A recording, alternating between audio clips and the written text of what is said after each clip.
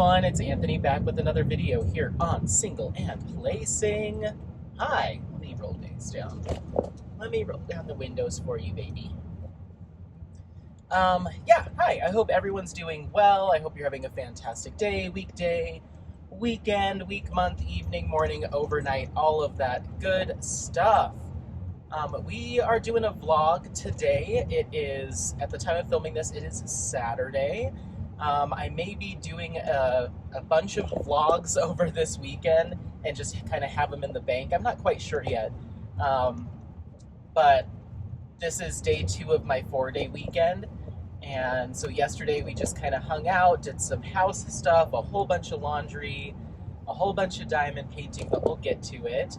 But we are going to go on a hike today. I'm going to try to take Apollo up to Raccoon Trail. I took everyone up there last summer, pretty early on when I got Apollo, but it was before I had my action camera, so I wasn't able to film the entire hike or do any time lapses. It was just little clips, like I'd walk and then do a couple-minute clip and then walk and then come back and do another little clip. So we're going to try to do a full hike like we have been doing recently.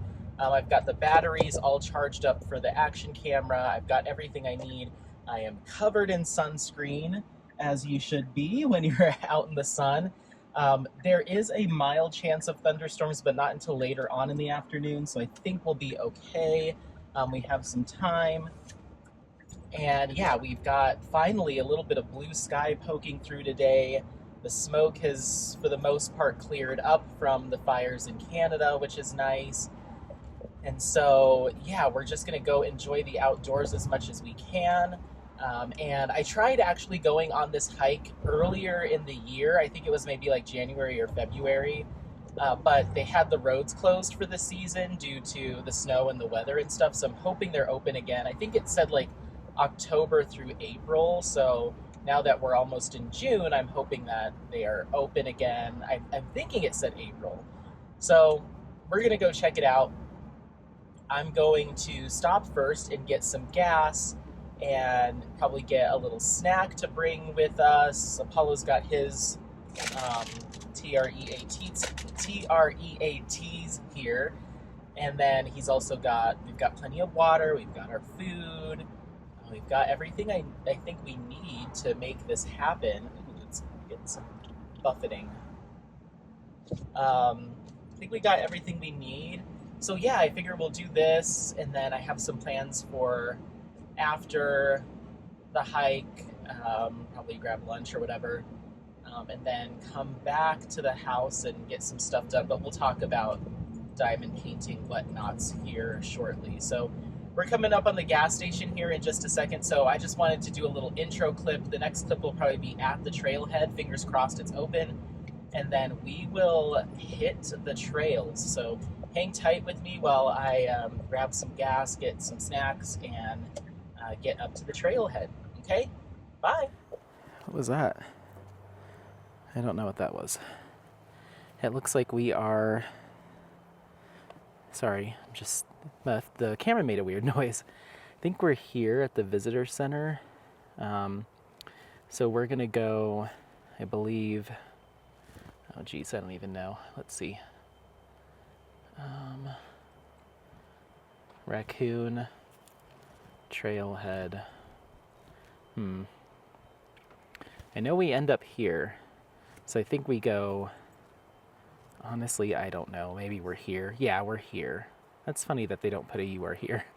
We're gonna go here and do this entire loop. Hopefully you can see that and come back down. So yeah, Apollo, this way. So there was a family that had some pretty rowdy kids. Everyone was yelling and fighting a little bit to get the kids to actually pay attention.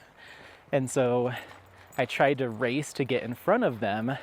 And then of course Apollo's first order of business was to go potty. So I had to stop and pick that up. So then they caught back up to us, and the kids were like trying to grab at Apollo, and the parents were yelling, and I wasn't even in the mood to be like, he's totally friendly. I was just like, your kids probably shouldn't be trying to grab at dogs' mouths and pull on their ears and stuff without knowing if they're friendly or not. So I was like, nah, it's okay. Maybe it's okay to let them think that he might bite, because that's kind of a lesson that I think pretty early on kids should learn, is like you can't do that to every dog. Like Apollo wouldn't care, but just like, oh geez. So anyway, so I had to double back to go throw his poop bag away, and so I think we're gonna take it a little bit slow in hopes that we don't intersect them again. But if we do come across them, just know that I might have to really speed up. Oh, speak of the devil, they're coming back. Okay, hold on. Okay, cool. It looks like they got a little intimidated by the trail, or the potential for rain to be coming in, so they just doubled back. So we're free. I was like, I don't want to have to keep crossing paths with them the whole time. So anyway, here we are. This trail's only, I think it's only like 3 miles, maybe 3.5. Ooh, speaking of which, let's put our hiking on. Perfect. Okay. Yeah, so since it's only now, do we want to go? I think we want to go this way. Okay. It's only a few miles. We should be able to crank through it pretty quickly, I would assume, but who knows? This hike has some downhill bits, and it kind of goes up and down, but essentially it's a big loop. We're gonna get to the peak, which is called Panoramic Point, and then we'll come back down. So we kind of start going, it's a mild uphill. It's not a ton of elevation gain, but it is some. And then we make our way down. But there is one way to go. So essentially it looks like, I think I described this last time we did this last year. It looks like a balloon. So it's a loop hike, but then this is the little string essentially that we're hiking right now that connects us to the loop. And so once we get to the string where it connects to the balloon loop, you have your choice. You can either go left around the loop or right around the loop. I almost always go right, because that incline is a little bit more gradual, but longer. If you go left, you have a pretty steep incline, and then you get right up to the panoramic point part of it, and then you have a long kind of easy walk down. So I prefer the gentle incline up on the longer part and then a steep finish than having to really trudge up the rest of the way. But coming back up this little string, as you can see, we're going downhill into a valley. Coming up this is a lot. That's probably the hardest part of the hike, is coming out of the string part. So you might hear me huffing and puffing towards the end of the day today. But yeah, I'm gonna keep my eye out for people, because this is a leashed dog park, or not a dog park, it's a leashed hike, but I've let Apollo off here before, and I just have to make sure that he stays when there's people. You know, you don't want to get anyone upset. So the parking lot was, I'd say probably about 8 cars, but there's another parking lot at the top at the panoramic point, so there could be more people on this trail, but yeah, shouldn't be too bad. Oh, okay. You want off? You just gotta listen, okay? I'm glad he went potty before we got going, because then I could throw it away easy. Let's go. Apollo. Let's go. Come on. Hey, come on. Good boy. So yeah, I hope everyone's doing well. I got off to a very slightly flustered start just because that family, I was like, Oh no, I'm gonna have to deal with these folks.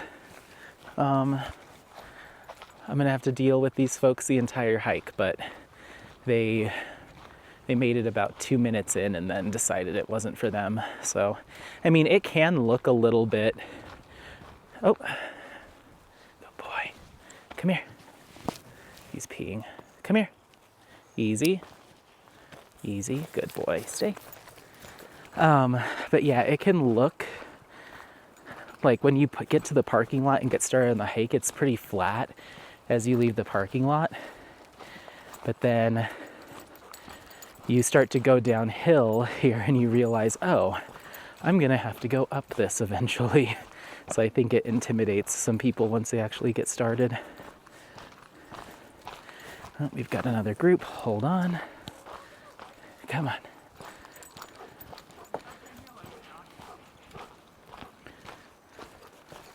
Hi.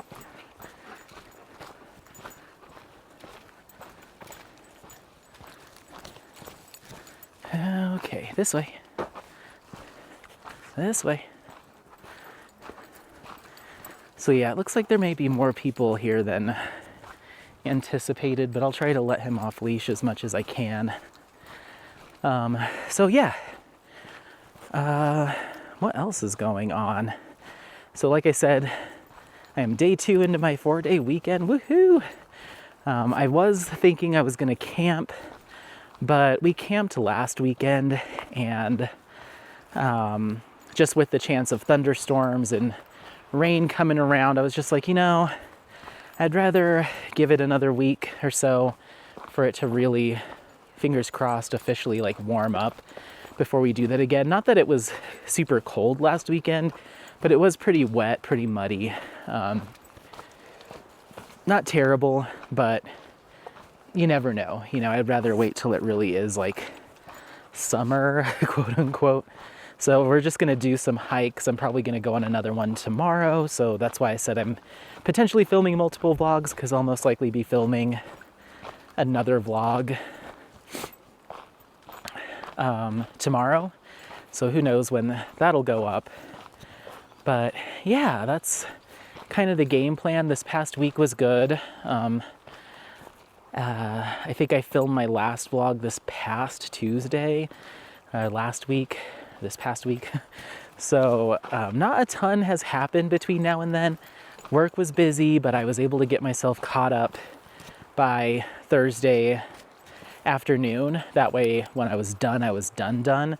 Because part of me was worried that just with our amount of workload, even though I took Friday off, or took a vacation day, I was gonna have to like work a partial day just to wrap some stuff up, but that ended up not having to be the case. I was able to kind of crank through it, and then on Thursday I was like, ooh, I might be able to get out of here, a half hour early, just because I've been working late every day, and just take off. So my boss is on vacation, so I told her boss as she was leaving for the day, I was like, hey, just want to let you know I'm usually off at 3, but I think I'm going to take off an hour, 30 minutes early. And she's like, well, yeah, do what you got to do. I mean, you're an exempt employee on salary, so don't worry about it. I was like, okay. So I said that, and then of course like a bunch more stuff came through and I ended up working late.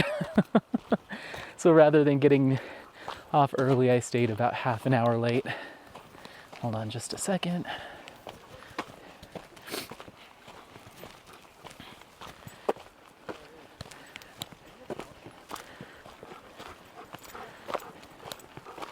Hi.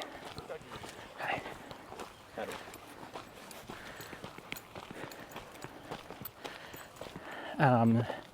So yeah, ended up working late, but that's okay. I wanted to just be done so I didn't have to stress about like, oh, you might want to hop on your computer here and there over the weekend. I try to avoid doing that. So, okay, so we're starting our uphill.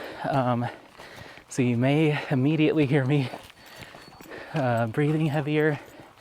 It's always hard to hike and chat when it's strenuous.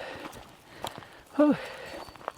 Apollo's like, let me off this leash right now. Whew. Oh my goodness. Okay. I'm gonna stop you for a bit, try to get through these harder parts, and then we'll be back. Okay, bye. Okie dokie. Sorry.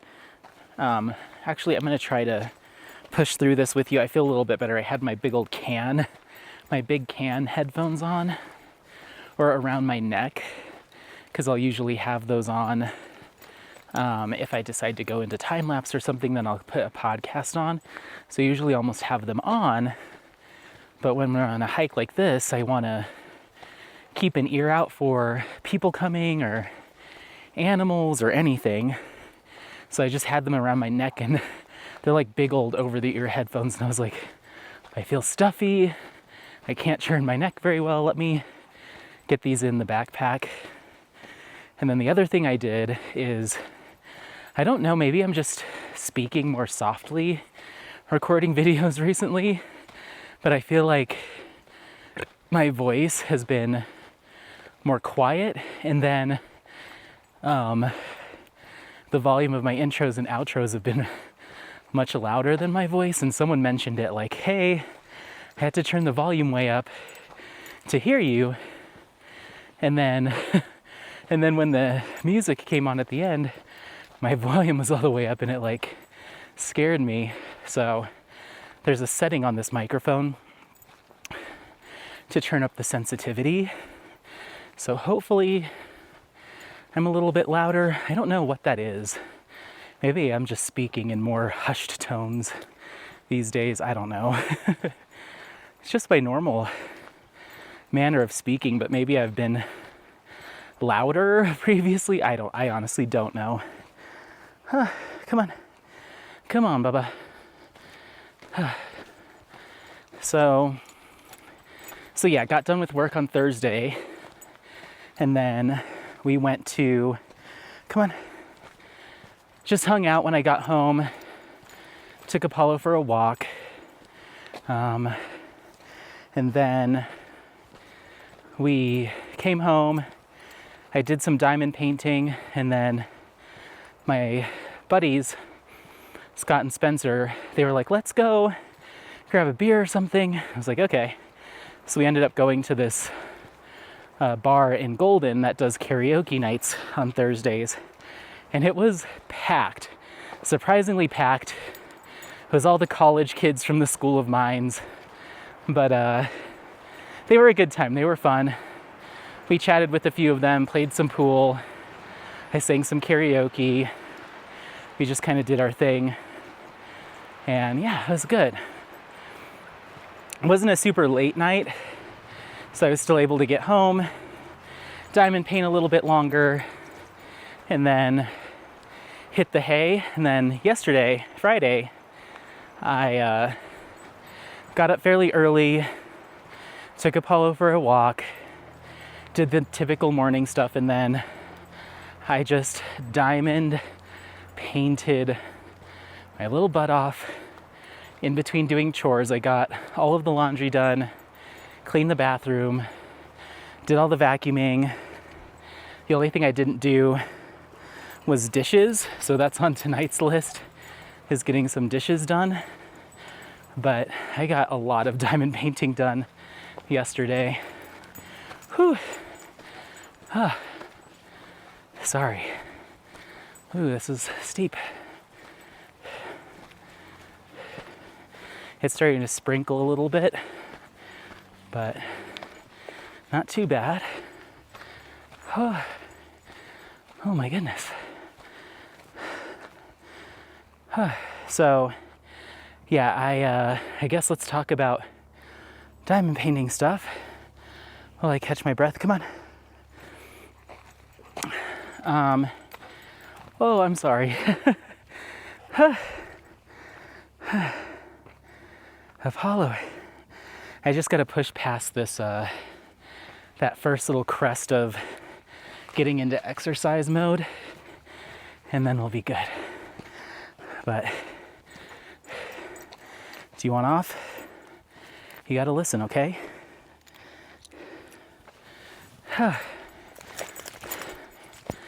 Diamond painting stuff. Okay. So, mystery kit from Jaded Gem Shop. Not started, but kitted up. Sunset Crossing from Craftably. Kitted up, not started. And then McKeeling from DIY Moon Shop. I did another section last night, and so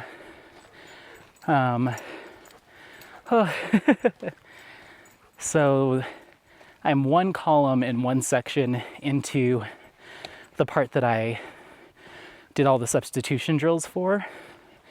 So that's moving along. I want to finish the rest of that column before I post anything on Instagram to show the differences between my rendering or my color charting and theirs. But it's a pretty stark difference, especially in her skin tone and hair. I think it looks a lot more close to the original artwork. The only thing that I really didn't account for is the transition colors, like the confetti between the colors in her hair. I changed the core color. So let's say she's got a stripe of blue in her hair and then a red. Well, I changed the blue, but there's all those little colors in between that help it to transition so it looks a little bit more smooth. Apollo. Oh, I hear people. Easy. Apollo, stay. Stay. Good boy. Okay.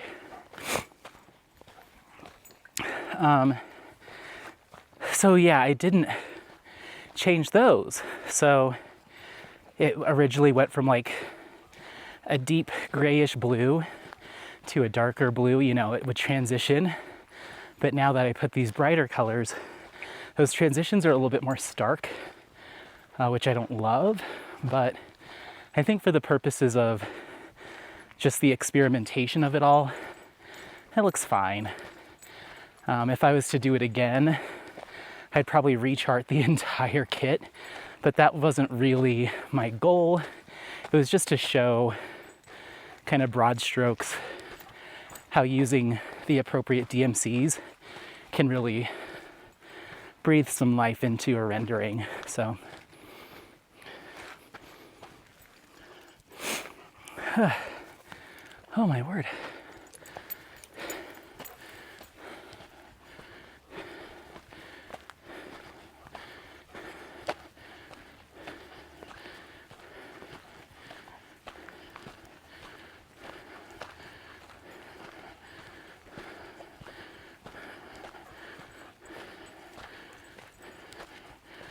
Okay, I think we go this way. Yes. All right, we're already 0.8 miles in, we're cruising. I guess I can take it a little bit slower. Okay, this is usually where it still goes uphill quite a bit, but it's a little bit more gradual from what I remember. My mouth is like really salivating too. Oh, what's going on? Might just be the pollen and all the stuff in the air. Let's go this way, buddy. Good boy. So yeah, that's McKeeling. Moving along nicely. I'm gonna probably set that project aside until August after summer with the masters, but who knows? I may finish Lady with Fan and either keep going on McKeeling or grab Vanity from Frank Cowper from Distracted by Diamonds. I haven't really figured that out yet, but I'd like to get it done by like September, just to have it out of the way. And it's moving along relatively quickly. It's just, when will I have the time? So I'm gonna keep working on it. Probably a little bit tomorrow or Monday, we'll see. But if I could get one more column done before next week, which is like 2.5 more sections, so it shouldn't be too hard of a task. But if I could get that done, that way I could provide a status update on Instagram, maybe do a quick recap video of how it's looking, I'm not sure, and then let it go until after the summer. We'll see. So that's McKeeling. Oh, the other thing I did, originally, when the substitution drills came in from Jade, I didn't kit down the ones I was pulling from the list, like the ones that I thought were off colors. I just put them in the storage case in a little separate area. And at the time I was like, well, you never know. I might need them, you know, yada, yada, yada. I think in my head I was like, I could show people a comparison of the two colors in real life. But I was just ready to like kit them down so I could put that into a 60 container storage case instead of the 120. So I did that last night. I kitted them down. Hold on just a second.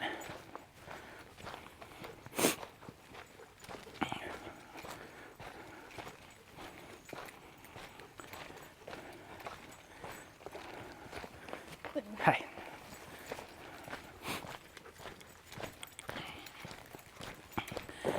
Yeah, so I kitted them down last night. But what I did do is I got my Diamond Dots freestyle sheets. It's essentially a poured glue mini canvas, like a little baby one. And anytime I finish a kit, I make a little swatch. So I'll take one of each drill of each color and put it on there and put that in my logbook to show what colors were used. So I ended up doing that for those. That way when I'm all done, I can have one of each to compare to what I swapped out for. So I was like, okay, I'm doing that. That means I don't have to save all these drills until the very end. So I kitted all those down and condensed the kit to a smaller storage case. So that felt kind of good to kind of shrink that down a little bit. So now all I have are the colors that I'm actively using on the rest of the kit. So yeah, that's what's going on with my keeling. And then let's see, who else? Darth Vader, my cross-stitch conversion with Heaven and Earth Designs in Francesco's Studio Works. No progress there. Oh, hold on. So yeah, no progress on that one. Not sure if I will touch it at all until August, we'll see, but there's no rush on it. And I think I've mentioned it before, but the canvas is just a little bit finicky for me. So it makes me less motivated to work on that kit, unfortunately, but I'll get there eventually. I'd like to have it done by Christmas is kind of my goal. Because it is a gift for a friend. So that's that.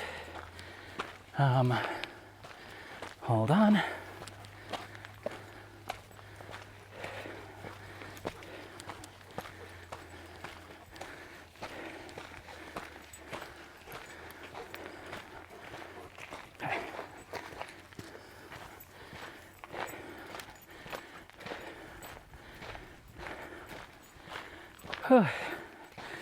Okay, getting some more uphills.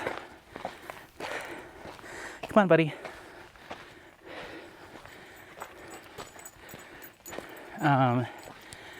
So that's that for the cross-stitch conversion. And then we have not McKeeling, Senorita from Jada Gem Shop. No progress on that this week. I really was turning my focus to another kit, but I may work on that a little bit over this long weekend too. Not much, but a little bit, just to show it some love. Whew. All right, we're a little over a mile. And like I said, this is the easy incline. Let's keep going. Whew. This way.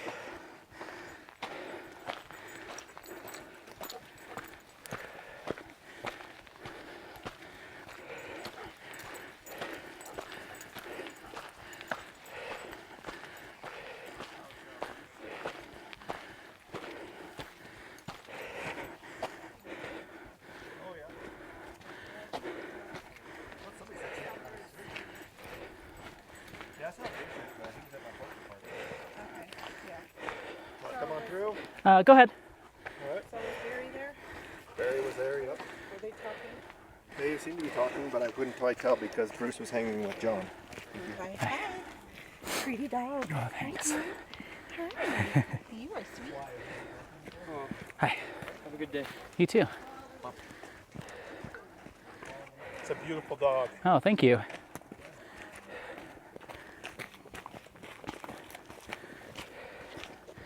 You ready? Okay.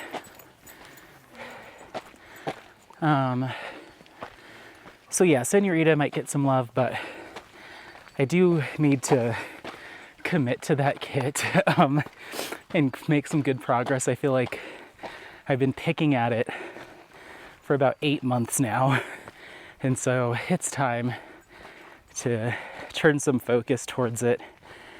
But it's a heavy confetti, really big square. And so I just keep selecting another whip to work on with the excuse of like, ooh, just one more whip and then I'll devote my time. And then it's like, ooh, this other kit is really fun though. And then, ooh, I probably can't do anything with that till Summer with the Masters is done. So that's another one I'd love to get done by the end of the year. But who knows? I'd love to get all my whips done by the end of the year, to be honest. Maybe not my mystery kit or Sunset Crossing, because those are also big. And that's okay, because those don't have any drills down on them. But the ones that do have drills down, I'd love to have them all done. But who knows? So that's Senorita.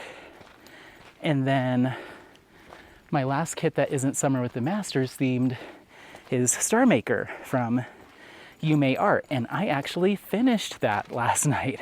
Not even last night, just yesterday, I think late afternoon. That was what I was really pushing through in between chores and stuff. I was like, I can get this done. I got to some parts that were heavy color blocking, a lot of 310 background and a couple other colors.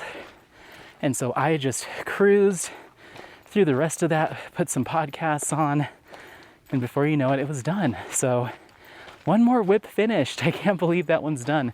I started it in September of last year, and she's done. So when I woke up this morning, I put together my little logbook entry, cleaned up, got the washi tape off of it. So when I get home this afternoon, I'm going to film the finish and review and try to squeeze that in soon enough. That might actually go up before this goes up. I'm not sure. But if it has, then go take a look at it. If not, it'll be coming soon. So yeah, Star Maker's done. So that puts me down to Moussenet Lob Mousse, which is my cross-stitch conversion for Summer with the Masters. The artist is Ernst Haeckel, and that's an 85.5 by 120 centimeter cross-stitch conversion with 254 colors. So it's going to be massive. I didn't make any progress on it between Tuesday and today. Once again, Star Maker was kind of my focus. Come on. Okay. Whew. Whoops. Okay. Just stay close, okay, Bubby? Stay close. Should we get some water? You want some water? Hold on. Hold on. Oh. Whoops, I just unbuckled the camera. Sorry. Wrong buckle. Oh, you're gonna get up on there? Up, up. Up, up. Say hi. Say hi. Say hi. Oh, you crazy dog. Okay. Let's get you some water. I know I have your water bowl. This is his new water bowl. It's like a fabric water bowl, but it's like waterproof lined. And it's just nice and lightweight, and it's collapsible. And here's my giant water canteen.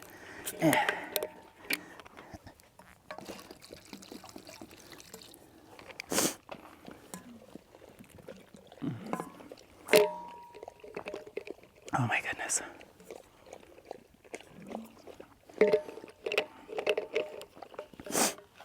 You thirsty boy? Hmm? You thirsty boy?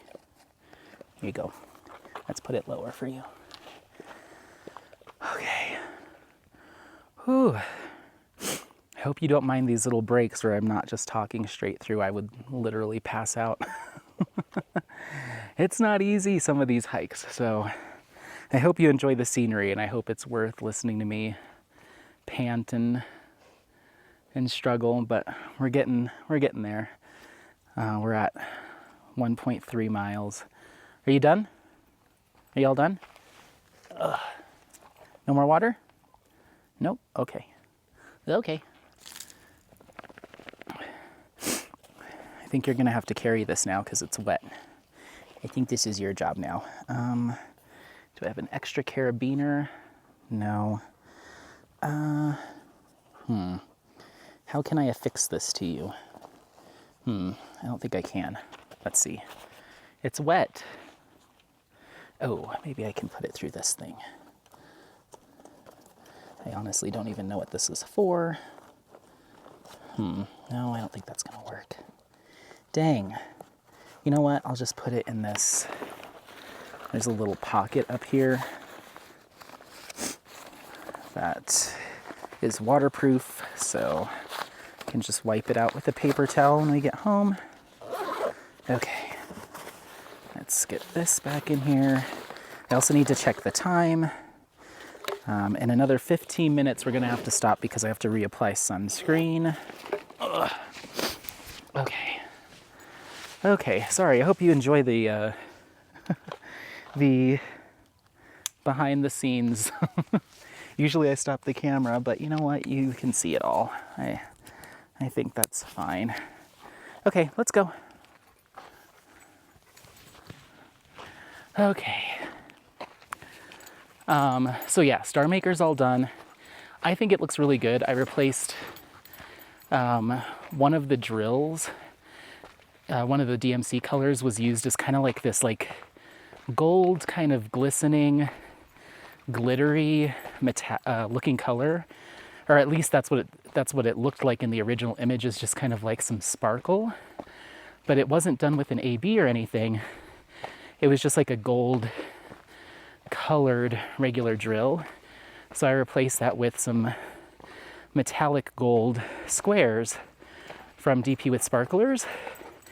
And that, I think, really added a cool touch. So I'm excited for everyone to see that. I did that, and then in the tiger's eyes, they had charted like I think it was like a green, or maybe like a kind of cornflower blue.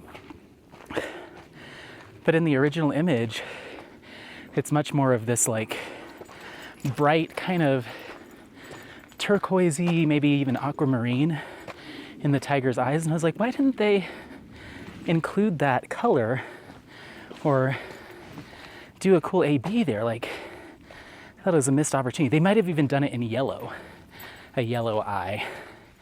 I was like, I don't think so. So I had in my stash just a few of this aquamarine crystal. I have no idea where I got it from, but I threw that in there and I think it looks really good. So only 2 changes, 2 subtle changes, but I think it turned out well. Whew. Apollo, this is getting me. Hi. How much? Oh, we've only gained 400 feet of elevation so far, so not terrible, but whew, it's getting me. Let's keep going. Whew.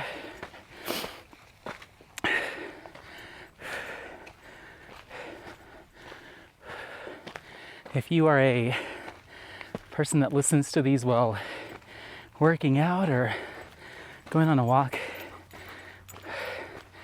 I encourage you to keep pushing, keep going. And if you're diamond painting, use my labored breaths as encouragement to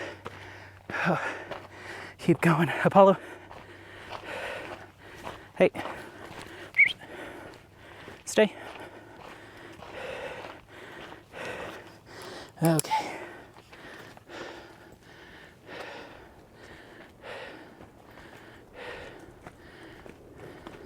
Hi. Thanks. Mm-hmm. Thank you. Yeah, of course. Your dog is so cute, by Oh, the way. thank you. Okay, let's go. This way. Come on. Come on. Oh, those folks surprised me. I didn't see them. Okay, but yeah, if you're working on your kit, push through that next section. We're all pushing through. Whew. Okay.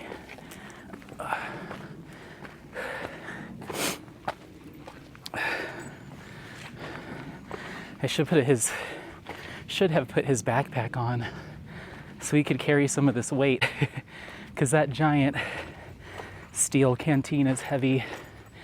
And then I have my big old bag of skincare products. Oh, Apollo, easy, easy. Let's see if we can get a good view from over here. Oh, that's really pretty. You kind of see through the trees there. The smoke's definitely cleared up and the sky's opened up, so hopefully we won't get that rain. Whew. That was a hike and a half, Apollo. Let's keep going. Okay, there's some more folks up here. Oh, we're almost halfway. Wow.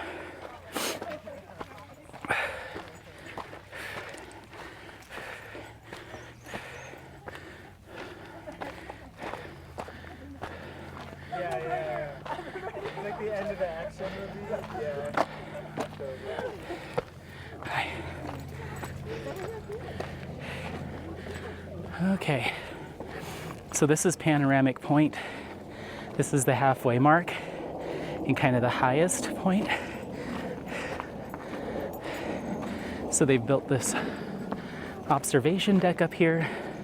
So I probably won't talk because there's a bunch of people, but let's go take a look. Maybe I'll cut some music into this.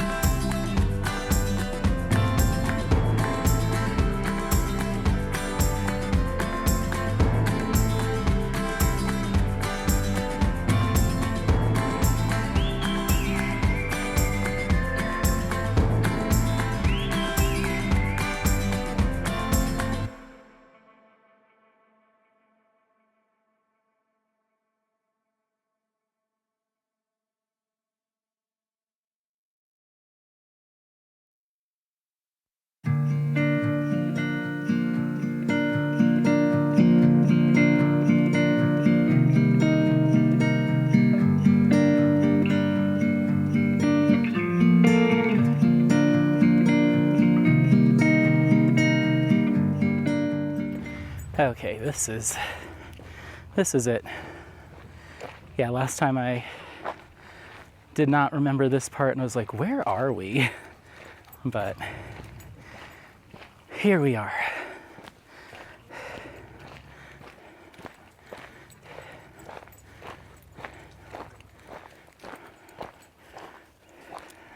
Let's go.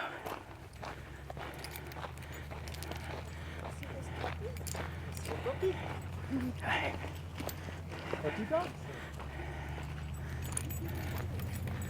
Okie dokie. Yeah, so I, I got up on the main platform, and then I'll try to remember to cut it to music, but there's like a little smaller secondary little platform that you can get up on, and this guy beat me to it. I was trying to like race him down there, and of course it's the guy that like takes a picture standing in like the one ideal spot to take photos where there's like no trees blocking it, takes a photo, stands there and reviews it and is doing all of his editing in real time, then puts his hands up, does another one, reviews it. I'm like, seriously, dude, like just take a burst shot of a couple of photos and figure this out when you get home. Like, there's other people that want to enjoy the views. And so I was like, whatever, like I'm not gonna ask him to move. So I just left him. And then I was like, okay, well, this is a perfect opportunity to go put some sunscreen on, get some more water, you know, sit for a second. So we went and did that. And then I was like, all right, let's go back down the hill. And he was still there. It's like, dude, the mountain photography etiquette dictates that you take your picture and you move along. You don't get 30 minutes to pick different angles and do your editing and all that stuff. It's like, eh. So, but we should be able to get some good shots up here.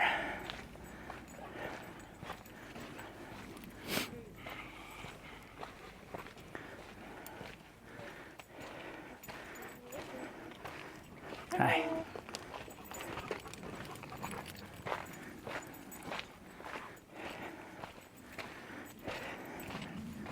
Oh yeah, we're getting some good views today. Nice, relatively clear sky. So, yeah. Let's see what we can get up here.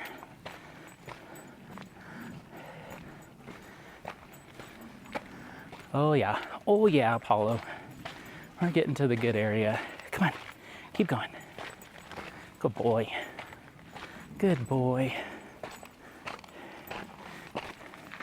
Okay, so yeah, this is like, this is the view. Check that out. See if you can see it. Let me try to zoom in. Whoop. Yeah. Not too shabby, huh? Zoom me back out. So yeah, this is the view. I was trying to get over there, but all I have to do is wait a little bit longer. But yeah, super pretty, just gorgeous vista. Sometimes this is completely blocked by the clouds, so you can't see it at all. I think last time we were up here it was pretty shaded, and I was worried because of the smoke we wouldn't be able to see it, but there's the Rocky Mountains. Whew. What do you think, Apollo? Do you like this one? He's like, yeah, we've already been on this hike. But that was just when you were a baby, huh? Apollo, stay. Easy. Easy. Apollo. Come on, back up, back up. Sit. Sit. Sit. Stay. That's how, oh, B. Okay. Okay. That was a good one. Okay. Let's keep going. All right, so where did we leave off? I think I was talking about Moosonee Lob Moose, which is my cross-stitch conversion for Summer with the Masters. I'm about, I think 4% done with that kit. I did work on it a little bit, not too much. Like I said, my focus was Star Maker the past few days. This way, buddy. So I didn't get to touch it too much, but I got, you know, like 1% more done. So I'm not too worried about it. I kind of came to terms with I'm not going to finish that through summer with the masters. So I've just been a little less pushy with myself to work on it. It was nice to get it started, but ooh, look at that view. Look at that view. Yeah, I wasn't pushing myself to make any more progress on it because I'm like, you know what, Anthony, this just isn't practical that I'll get that done in 2 months. So just like, you know what, I'll get as far as I can, see if I can get that or get Lady with the Fan done. But who knows? And then Lady with Fan, I got my enhancement drills from DP with sparklers in on, I think that was Wednesday or Thursday. And I already filmed that unboxing, but I went ahead and worked those into the storage container that I had already kitted up the rest of the drills in. And as I was going through, I was like, oh, maybe I could identify some opportunities for some other sparklers. So I had the kit out, the canvas out, and I had all my sparklers out.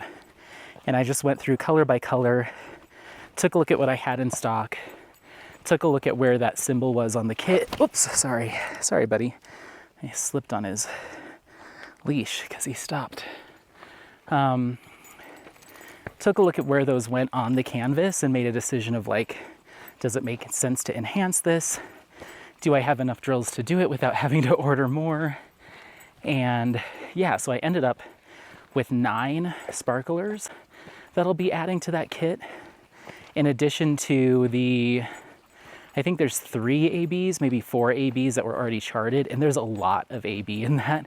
So it is gonna be a glitzy canvas, but I think that artwork allows for it because it's very bright, very summery, a lot of pops of colors here and there, very vibrant image. And so I think a lot of Gustav Klimt's artwork could do okay with that extra glimmer and glisten. There's some that aren't. He has some darker images, of course, but I think his style of an artwork in general, like it can handle some of those enhancements, especially in those golds and brighter yellows and bright reds. So I hope it turns out okay. I'm really excited to start working on it because I love working with sparklers. And even as I was kitting those up into the storage case, I was like, I want to start on this right now. Like, I want to use some sparklers. So that being said, as far as the rest of my weekend, let's see. I think I was gonna say I want Apollo to get up on something to take a picture. This over here could be something, but we'll keep going. Maybe not. We'll see. Do you want off? Remember, you have to listen, okay?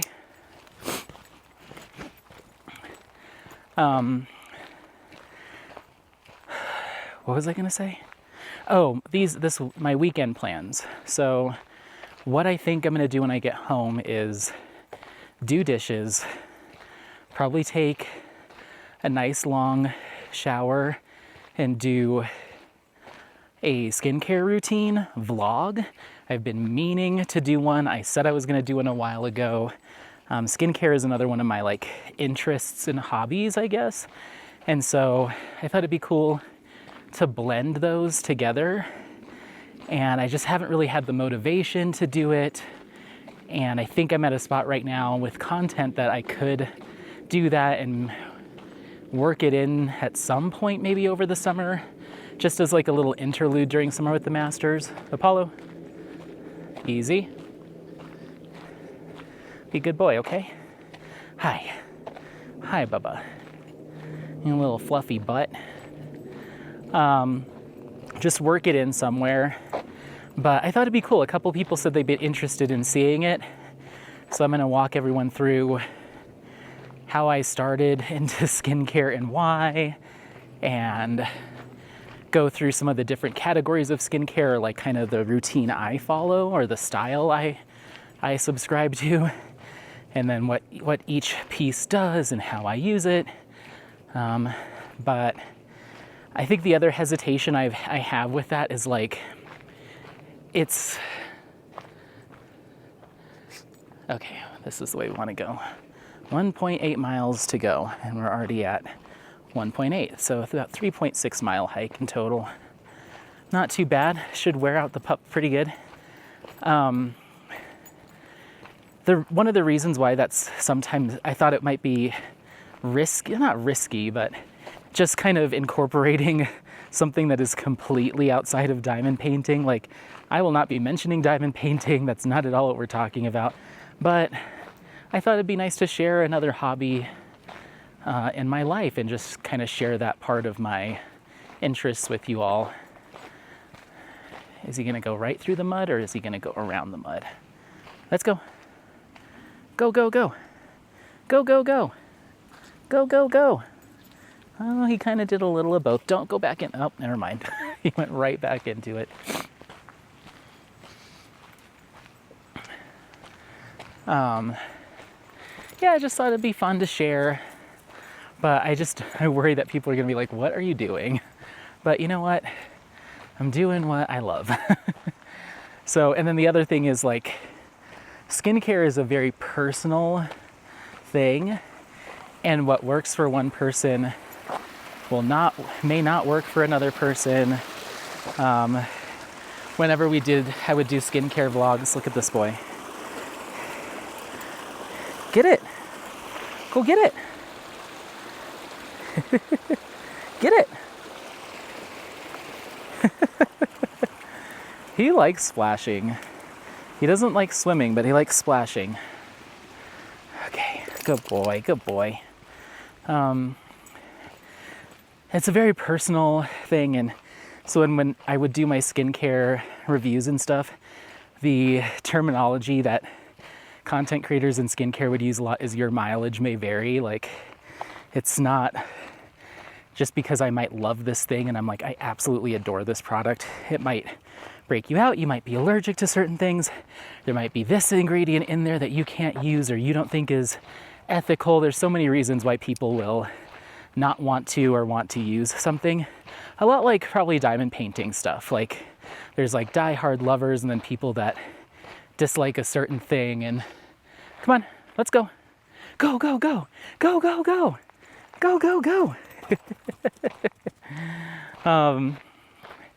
So that's another thing, is just keep that in mind. Like, there might be a brand you do or do not like, or think that a certain step in the routine is pointless or whatever, but I just hope that people keep the, like, I don't know, I just hope that the comments remain positive, and feel free to share your opinion, but sometimes I would get comments like on my skincare of like, that's a complete waste of money, and I know for a fact that you don't need to use XYZ step, or sunscreen is worse for you than it is a benefit, and like, so that kind of stuff. Like, if you feel a particular way kind of in that regard, I would just say refrain from commenting. I mean, if you feel so compelled to poo-poo anything that I do in my skincare routine, just, you know, I will respond in kind.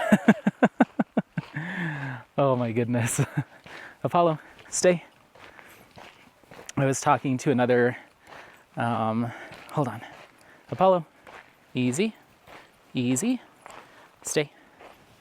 Good boy, you're doing great today. I was talking to another content creator / crafty friend. I was like, yeah, I got this comment on one of my videos. Oh, it was my stash video. I got this comment on my stash video. I don't know who this person is. Like, I didn't recognize the name, but they were like, Because a lot of people, thank you so much for the support, by the way, for, you know, for that stash video. A lot of people were like, that was a lot of fun. I had a lot of fun.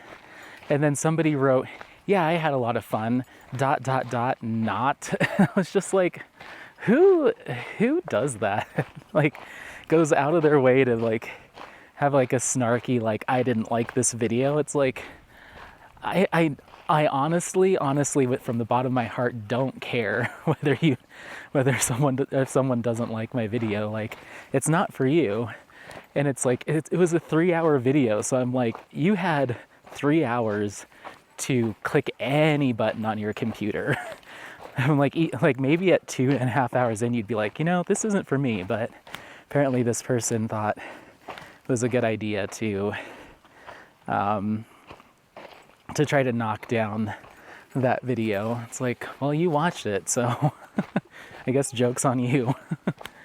Hold on just a second.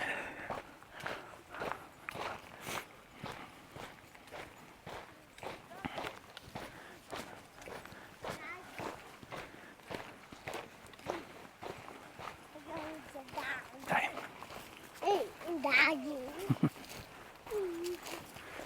Hi.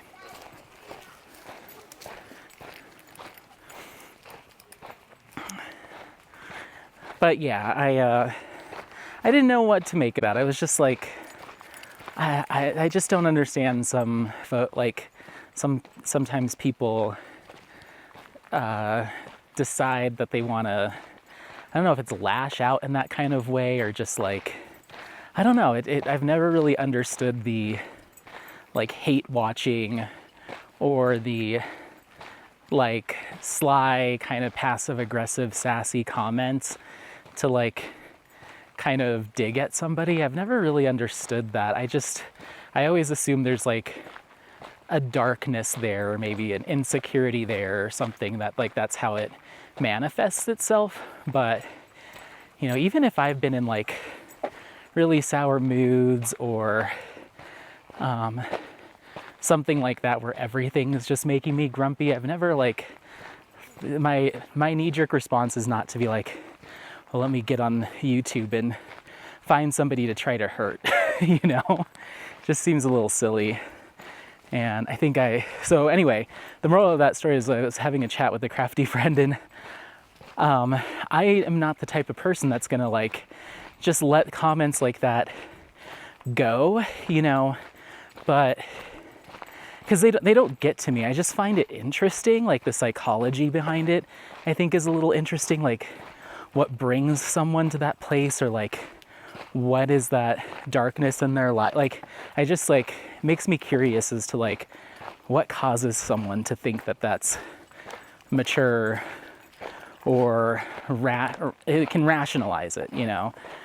And so I will always respond very honestly. Like that's my mode, is like, if you're gonna give me it, then I'm going to return it, and not try to be mean or cruel, but just be like, hey, like, what's going on with you that you think that's appropriate? Like, I think that's a valid response, is like, why is this okay for you, you know? And hopefully that triggers people to like maybe turn the mirror on themselves a little bit and reflect a little bit and be like, oh, like I thought I was gonna hurt this person, but instead, like, you know, now I have some thinking to do. Like that would be my like mode of response.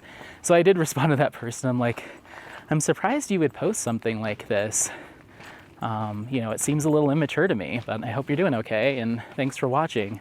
It's like, I'm not mad, I'm not upset. Like that stuff doesn't get to me in I think the way that people that comment that stuff hope it would. I'm just more of like, how do you go live your life day to day doing stuff like that? Like, it just kind of makes me more curious than anything else. So anyway, all of that's to say, like, I hope that this skincare video doesn't like encourage any of that. I know nobody that really like the people that watch my videos and that are like, I'd say 99.999% of everyone is like very kind. But just giving people a fair warning that there's going to be some non-diamond painted, diamond painting related content, even more so than usual, coming your way. And feel free to share your skincare routines, what you've used, what your standbys are and go-tos are. But just keep in mind, we all have our own routines, or how we care or not care for ourselves and all of that stuff. Mine tends to be, my skincare routine or my self-care is revolved around hiking, getting outdoors, trying to get some exercise every day, and skincare. Like, I try to combat all the other bad choices I make, because I say, you know, your life is reflected through your skin so much. Like, your lifestyle choices and what you do or don't do is very much like the story is told on the skin. And so I try to make good choices with my routine, but things like getting enough water, staying plenty hydrated, avoiding too much sugar or salt, like, I don't do those things.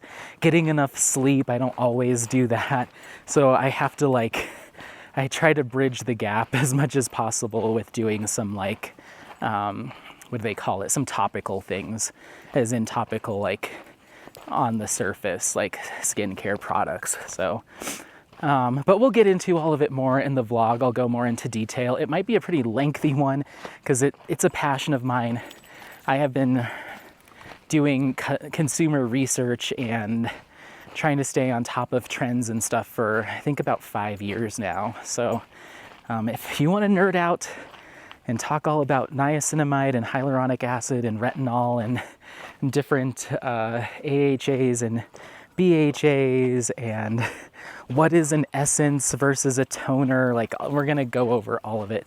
Why sunscreen is so important to me. We're gonna cover it all. So yeah, I'm gonna try to get that done tonight because I have several layers of sunscreen on at this point. So what better way to get it all off than to show everyone how I do my nighttime routine. And then I may also cover, like, I don't know how I'm gonna do this, because usually you would do an AM routine video and a PM routine video. But I don't know if I want to do 2 installments of this. So I might do, like, here's everything I would use ever, you know, regardless of day or night, and just where it would go in my routine. I think that's maybe how I'll do it. And then I may put some links to some favorite products. I don't know. It just seems a little odd because, once again, this is a diamond painting channel for the most part. So, but maybe, I don't know, maybe I'll do 2 installments and do an AM and a PM.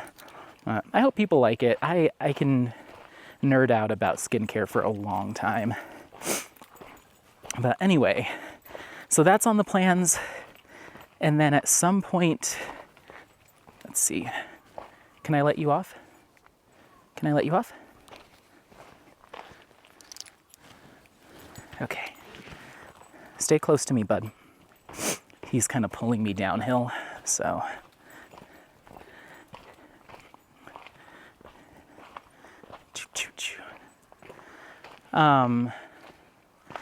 So yeah, another thing that I'd like to get done over the next couple of days is I did some research into Gustav Klimt, started putting my notes together. I watched a documentary kind of about his life, and then I watched one about Woman in Gold, why that's one of the most expensive or most valuable pieces of art of all time, just to put together some notes. But I'm going to do some more Wikipedia type note taking and some other stuff to get together, I'd say probably about 30 to 40 minutes of content, talking points, maybe. Try to tell the story a little bit, and then maybe talk about Lady with Fan in particular. Apollo, easy. Good boy. Stay. Apollo. Stay. Good boy. Thank you. Thank you, sweetheart. You're freaking kicking butt today. You're kicking butt. So this is what we would have to go up. This is what we would have to go up if we came the other way, and I don't like going up this. It's very rocky, very craggy, very steep, and it takes the wind out of me. Ugh. So now the only thing it's taking out of me is the cartilage in my knees. This way. Go, go, go. Go, go, go. I think Apollo prefers to be on the soft dirt than the rocks. Are you a little soft paw? Huh? He's so dang cute. He's so dang cute. So yeah, I did some research into Gustav Klimt. I'm gonna do some more probably tonight. What I've been doing is just putting on those documentaries and stuff as I'm diamond painting, and then when I hear something interesting, I'm like, oop, and I hit pause and jot that down and then keep going. So probably do that a little bit more, and then maybe tomorrow or Monday, I will do my whip and chat for Summer with the Masters, where I'm gonna be working on Lady with Fan, and then be talking about Gustav Klimt, and it's gonna kind of be like a whip and chat and learn, intercut with some time lapses of me working on that kit and some music. So what's funny is the research part of that is actually, for me, gonna be the easiest part. Look at this little like ledge that we can walk out on. Let's go over here. Come here. Can you stay right there? Can you sit? Apollo, will you sit down for me? No, he's too jazzed. That'd be a good photo. Can we come over here? Come here. Oh, easy, easy. We've got a family coming, hold on. Easy, thank you. All right, I guess let's keep going. Let's get past this group and then we'll keep talking about Klimt.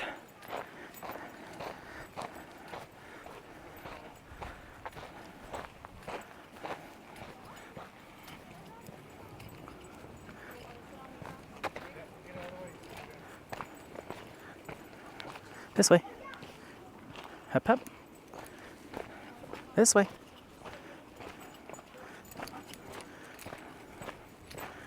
Good boy. Good boy, Apollo. Come on. Let's go. This way.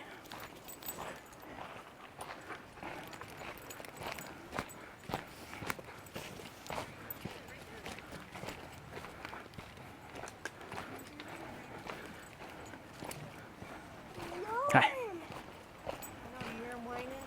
Nice and cool today. Oh yeah. Come on. This way. Let's go. Oh, thank you. Come on, let's go. Come on. Let's go. Let's go. Come on. Okay. Did you want to play with him? Did you want to play with him? I'm sorry. I'm sorry.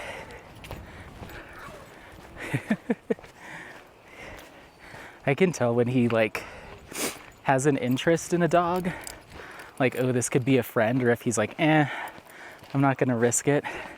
At least when we're on leash. When we're off leash, he doesn't care, he'll risk it. But when we're on leash, I can tell when he's like, no, the ground and the smells and the poop are more important than this dog. And then other dogs, he's like, wait a minute, I think that could be my friend. So that was definitely a friend. He was like extra distracted, kept looking back like, oh, is he gonna talk? So yeah. Oh my gosh, there's a nice cool breeze coming through. There's like the lightest of sprinkles. Oh, this is so nice. So yeah, the research part of doing that is actually easier for me than the time-lapse filming, even though what I'll probably do tonight is both. I'll set up the camera to do the time-lapse and start working on that kit, so and listen to more documentaries and look over some Wikipedia stuff. Kind of killing two birds with one stone, and then I'll film I'll film me working on the kit at some point, the actual whip and chat over the weekend. But time lapses, I've said it before, I'll say it again. Time lapses are actually one of the most taxing things, at least for me, to put together, just because of how fast they go. You have to diamond paint for a long time to even get like 20 or 30 seconds worth of content. Like, it's kind of nuts. And so I've tried doing it in the past. I have done it in the past where I've intersected clips of me working on a kit in time lapse, but it's a lot. It's definitely more than you think. Like, it's I think the thing that's hardest is, like, you do a time lapse, you're like, oh, I want to put this video together, I'm going to throw in a time lapse here at the end. And you haven't done, if I haven't done it already, it's like, it's not as simple as like, okay, let me just do that for 10 minutes and then I can get this video finalized.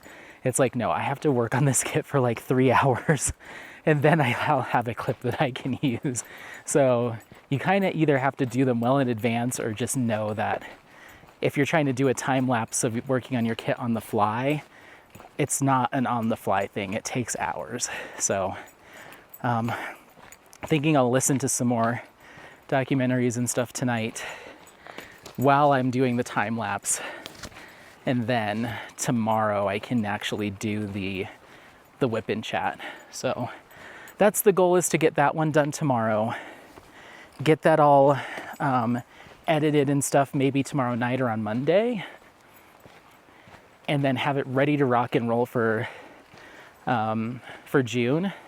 And then all I'll have to do is, before I post that to YouTube or upload it, I guess, just tag on any sort of last clip of like, here's how you win like some of the giveaways, or here's this week's winners, like whatever that is. I'll just do that when it's actually happening, staple it onto the end of that video and call it good. And then I started doing a little research into Ernst Haeckel. There's not obviously as much as Gustav Klimt, so it's going to be a little bit more hard or slow going to get all of that research put together. Ooh, look at this stream. It's very clear and very pretty. Come here. You want to jump in there? Go on. Go in. No, he's not into it this time. You don't want to get in that one? Is it too cold? Might be too cold for you, huh? Let's see how we're looking up here. We might let him off again.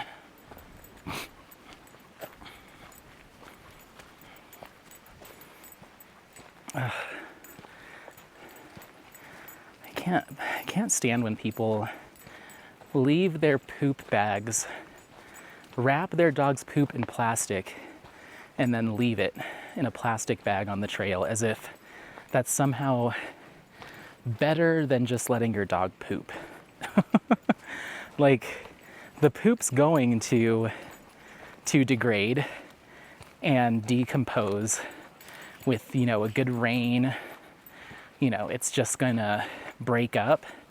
But then you wrap it in like a hefty plastic bag. Now it's gonna sit there forever, you know, until a ranger has to come through and clean that up for you.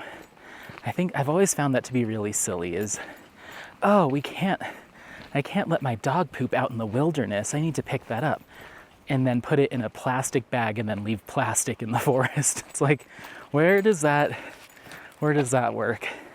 They do have, and it's what I have, is I have compostable, biodegradable bags. I think they're made of, I want to say corn or corn husk or hemp, or I don't know. They're made out of some sort of plant fiber.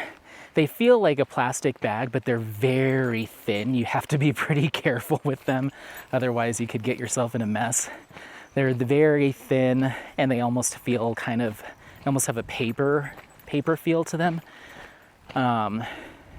But they break down. Like if I was just to wrap Apollo's poop up and just like whip it out into the forest, they say it breaks down within, I think, completely within, is it like 19 days or something like that, the bag will, if it's exposed to elements and dirt and stuff, and and churned or like moved. It'll break down in like 19 days or something like that. But I've never tried that. I always end up still throwing mine away. But yeah. So yeah, the Ernst Haeckel research is going to be a little bit more slow going. So I probably won't get, okie dokie, sorry, I ran out of battery there. But it is starting to sprinkle in earnest here. Getting a little rain, but I think it's just going to be pretty intermittent. And we are about back to the tail, or the string of the balloon. It's like literally just up here. So I will be huffing and puffing my way up there, but I think we're okay. But yeah, so I don't think I'm going to get to that Ernst Haeckel whip and chat and learn along probably for another week, maybe next weekend. So that'll be kind of right at the start of the event. I'll get that recorded, but that's not going to go up until the 4th week of June. So I technically have a while longer to get that done. And then 2 more videos for Summer with the Masters, and those will get done at some point in June for July, and then we'll be good there.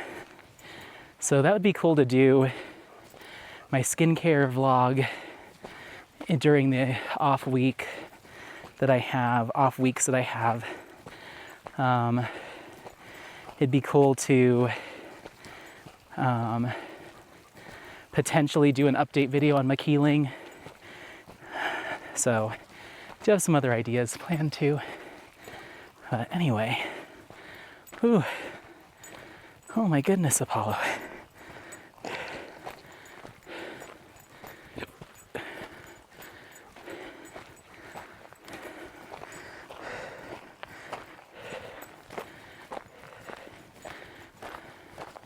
Sorry, just trying to get up this hill.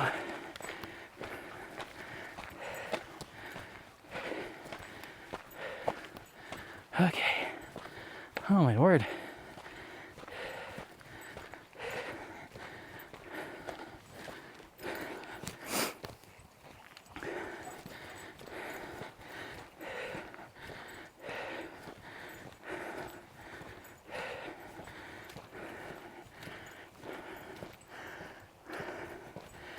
Whew. Okay. Geez Louise. But yeah, so that's kind of the plan for some of my upcoming content ideas. What else? Oh, I did my unboxing of that Art Dot 4-drawer storage set. That should have been up already. That was fun. I hope I get to partner with them again in the future. I ended up kitting up all of my round drill specialty drills. So all of my sparklers, all of my diamond dots, metallics and neons, and then what else? Oh, my Enablers Outpost drills that I got from their winter mystery box, and then all of my Mooney made glitter drills. So I got all of those into those containers so they're all nice and organized and displayed on the table. But it kind of made me realize how many extra random specialty crystals and little odds and ends that I had amassed over the past year. Just like little handfuls of this drill or that drill, you know, this specialty color, sometimes even just like 10 or 15 crystals in a particular color. And a lot of it, I didn't even have the DMCs for because they weren't labeled on the packaging. So I had all these just like miscellaneous random drills. So you know what I did? I threw them all away. It's like I never use these. I don't think I would ever use them because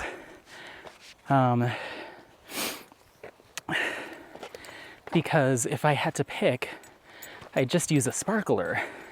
Like, it's rare that I reach for those crystals. I did for Star Maker in the eyes though, but yeah, so I was like, I'm not gonna use these. So I threw them away, and then I also threw away all of my round AEB drills that I had spares of, because once again, it's very rare that I would incorporate an AB into my upgrades over a sparkler. Like, I find that I almost, at least for my round kits, almost exclusively enhancing with Diamond Dots metallics or sparklers.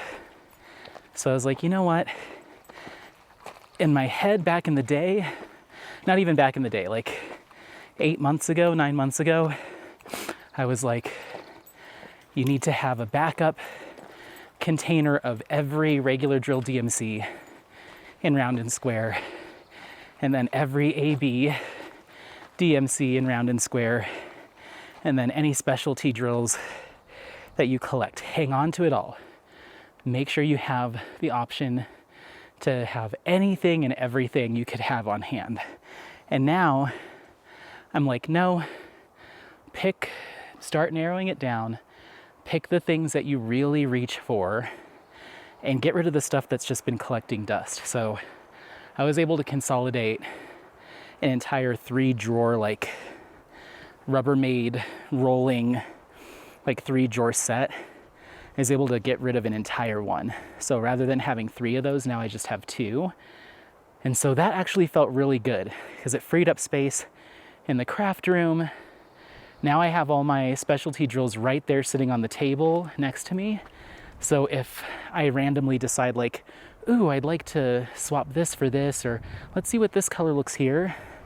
Hi, baby. I quickly have it at hand. So I haven't done my squares yet. So I need to get another one of those 4-drawer art dot things. I might order that when I get home. And then I can do the same thing for all my squares. But the difference there is I don't really have that many square drill enhancements because I typically don't enhance that much on my square drill canvases. Main reason for that is they don't make square sparklers, the glass drills. They do make sparklers for squares. They're just smaller rounds. So you're placing a round drill on a square canvas. And I used to not be into that or didn't think it would look good, but my next square drill canvas, I'm gonna try it because I just love the look of sparklers so much. I think they're superior to any other specialty drill, hands down. And so I want to give my square drill kits some gussying up. I just haven't done it. So even though that 4-drill set won't be filled to the brim right away, it'll just have probably just some metallics in it and some quad cubes. I'll have some space to start purchasing sparklers for squares. So you heard that right, T-Ma, I'm finally doing it. I don't know which kit that'll be. I'm thinking once Summer with the Masters is done, I'm most likely gonna be doing the Wicked Witch for Oz and Og. And the Wicked Witch is by Enos Guerrero. That's a Diamond Art Club kit.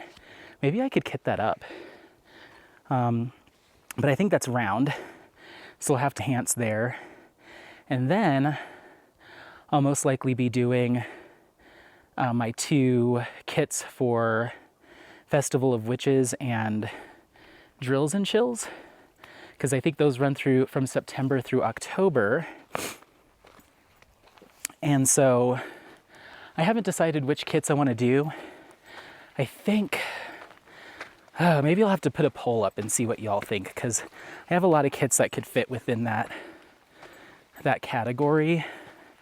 I have Witch's Greenhouse is one. I have, I wonder if the mystery kit from Ivy Dolomore would count for that. That would be cool, but I don't know if I could share that. I don't know if they allow mystery kits. I'll have to ask Katie and Lindsay if either of those events allow mystery kits, because I don't know if they'd want us to be spoiling people. But I wonder if that one would count.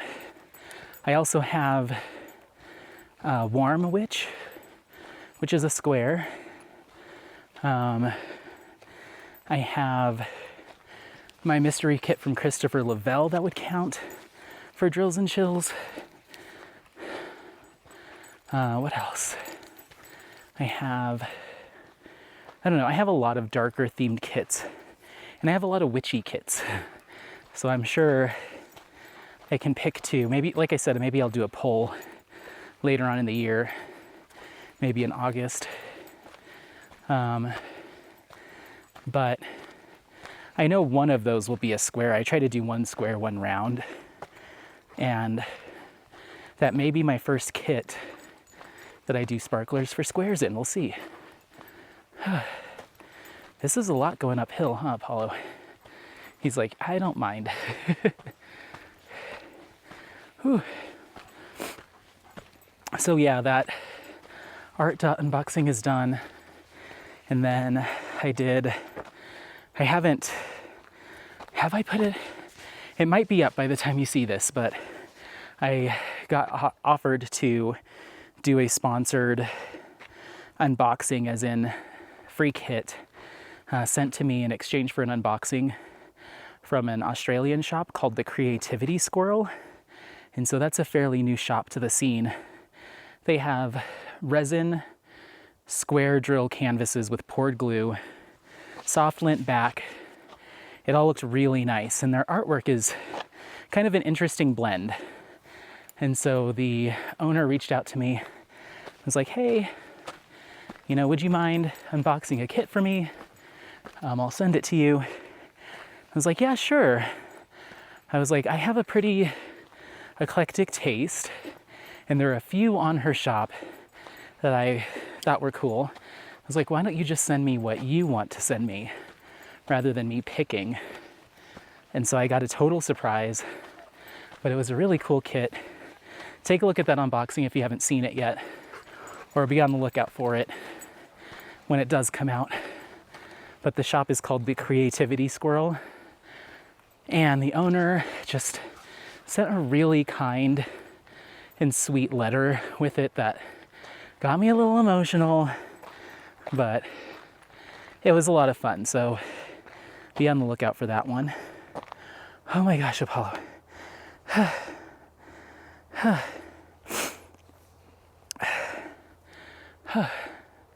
I'm sorry.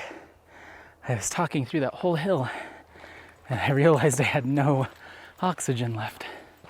Whew. Whew.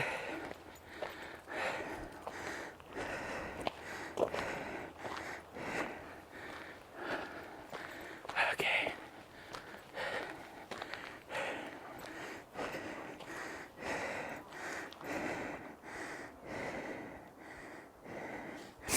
Oh no. I had accidentally paused my watch, I think when we got to the top of the hill, so it didn't even record that last part. I was like, there's no way. We've only done 1.6 miles. I paused it for about a good mile of that, but that's okay. I'm still getting the exercise, even though the watch didn't count it. I think I've said that before, like, if I'm not recording my workout, does it even count? Okay.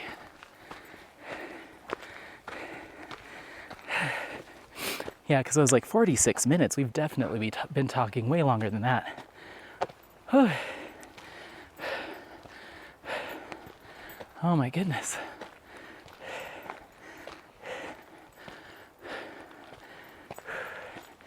This hike will get you. This tail end, it always gets me. Did it get you, Apollo?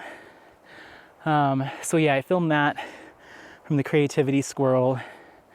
And then I had another Mary Mud unboxing, and I think I also unboxed those DP with sparkler drills in that too. So that should also be out. A lot of unboxing. I was trying to get through a lot of my, like the Art Dot and the Creativity Scroll unboxings. Those were kind of obligations to get done. So I tried to get those done before Summer with the Masters started. So now I'm kind of free and clear this way of any like unboxings that I had agreed to do. Now I'm kind of back to whatever I want to do. Whew. So yeah. Other than that, not too much going on. As far as like just in other news, a couple new shops popped onto my radar that I might be ordering from soon. There's a new putty shop that opened up called, I think it's called Rose Mud. And it was originally, what do you see? What is it? Oh, I see it. Is that a squirrel? Let's see. Go get it. What is it? Is it a squirrel?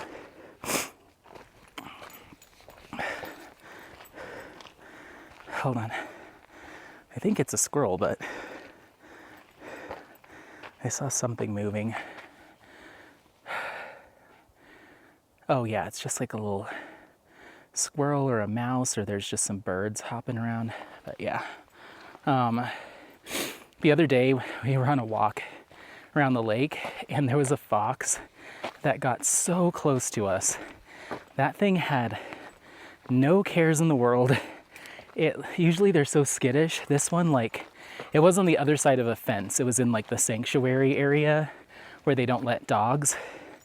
But it got like, I want to say like 4 or 5 feet from us. And Apollo was wigging out. Oh, there's a guy down there like bushwhacking through the woods, not on the trail. Come on. I'm not trying to get murdered today. Hold on just a second.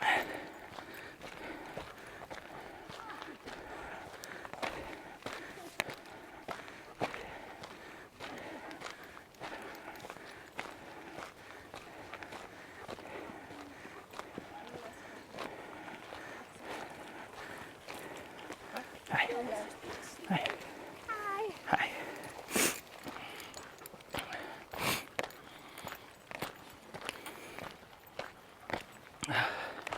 We're getting back to the cars now.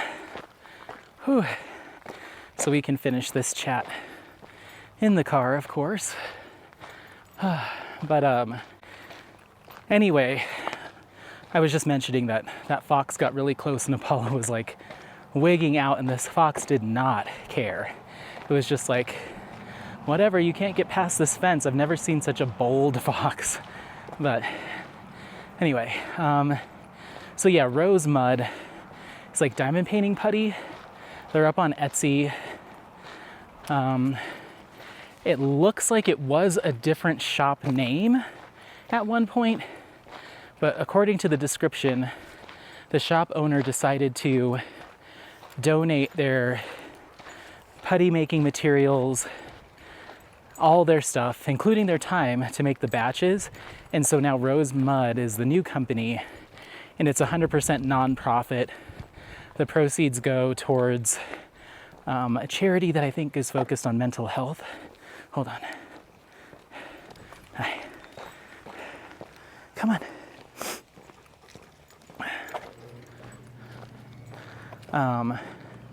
So yeah, that seemed like an interesting concept, a nonprofit diamond painting small shop. So yeah, let's go this way. This way. There's a lot of people around because we're back in the parking lot. So yeah, Rose Mud. If I can remember to put a link, I will.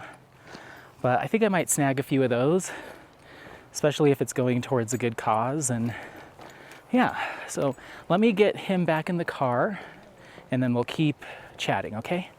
Bye. Okie dokie. All right, so we're back in the car. We both had a lot of water. Apollo, you did fantastic. Fantastic. You did great. Can I give you a treat? Can I give you a treat? Let's see if I can find it. Okay, there's... Nope, that is not it. That is my treat. I bought some peanuts to eat as a snack on the way around, but I never ate them.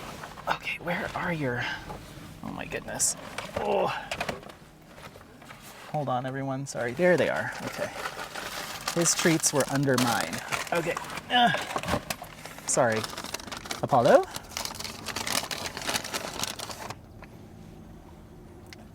Boop. Thank you for being a good boy. I love you. Okie dokie. So, that was that. What were we talking about? Oh, we were talking about the shops that I had found. I have a story for you now that I'm picking at my thumb. Well, that'll be maybe the last thing we talk about. So yeah, I'm curious about this whole nonprofit small shop thing. So I'm gonna give it a try and see what the product looks like. From what I could tell, there's a bunch of different scents, and then there's like 2 different versions of the putty. There's like a soft and a firm. And what I found was interesting is the description said that the firm putty is the stickier putty. So if you're a really hard presser, you're gonna wanna either not get that one or just be mindful of that. And then the softer one is better for hard placers, which I thought was interesting because in my experience,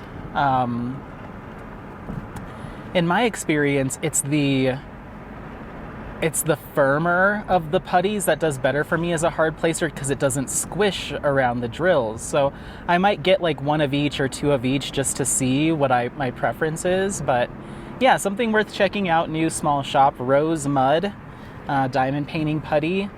And then the other one is Mary's Diamonds reopened. The folks over at, I believe, Bella Art de Nicole purchased that company, I think, over the holidays or shortly after the holidays. And so they just relaunched. I haven't really looked into it at all as far as like what's new, what's changed, what's different. I took a quick peek at the kits or the images that they had. Nothing really jumped out to me, but I know that their collection will continue to grow, so I'll keep an eye on it. That's definitely one that I would, even though I'm trying not to buy any more diamond paintings for a while, that's definitely one that I will, I'll keep an eye on because I never purchased from Mary's Diamonds before this change in ownership. So they were kind of on my list of shops to try, but now I'm more motivated to try them because they're under new ownership. I'm more curious than anything else. I just really want to wait for an image that I will actually be really keen on doing. I don't want to just pick one because they're new and then never actually work on it. So I'm going to keep waiting. I think I have time. But that is one shop that I'd like to give a try. So those are kind of my 2 new finds, I guess. Where's my sunglasses? There is quite the sunshine today. What is this? Apollo's poop bags in one pocket, sunglasses, here we go. It's such a beautiful day today. That was great. So we ended up doing just over 3 miles, if you count the mile or so that I wasn't recording it. So yeah, we did probably like 3.2 something, 3.3 something miles. The elevation gain that we recorded was about 560 feet, and we burned about 600 calories, but that's without the mile. So I'd say we were probably did around maybe 700 feet elevation gain in total, with the ups and the downs, and then back up again. And then we probably burned right around maybe 700, 800 calories maybe. So not too shabby for a quick hike. I think it's listed as moderate. So, but yeah, not too bad. But I guess, yeah, new shops. Nothing else has really jumped out at me. I feel like such a diamond painting obsessed person because I have lost my buy all the things mentality. I don't even really pay any attention to the Diamond Art Club releases anymore. I'm just like, I don't think, unless someone tells me that a Yume Art's coming or an Ivy Dolomore, or I do happen to see one, I used to be really diligent about checking the new releases and watching all the sneak peeks, but I'm just like, I don't want to tempt myself. I'm not doing it anymore. So I haven't purchased a Diamond Art Club kit. It's going to be about, I think, coming up on 3 months, 2.5 months since I've purchased from them. So I looked in my points, it's after a year of inactivity. So I'm hoping that in their next releases upcoming, we do get some more Ivy Dolomore and some Yume art, between now and next spring. I'm sure we will, but I'd like to use up what points I have left before they expire. But yeah, so I've just not been that hot on ordering from really anywhere. The only 2 kits that I have coming in are Cleo from Jaded Gem Shop and then Anger and Ash from Jaded Gem Shop. Both of those are Henry Clive kits, and I've had those on order for a little while now, but that's it. That's all I have left. Everything else is here. The only other thing that I got was the kit from Creatively Squirrel, but I didn't pay for that one. So yeah, I just haven't really been purchasing any kits, and I have everything I need to do the D-stash. I just need to pick a date to do it.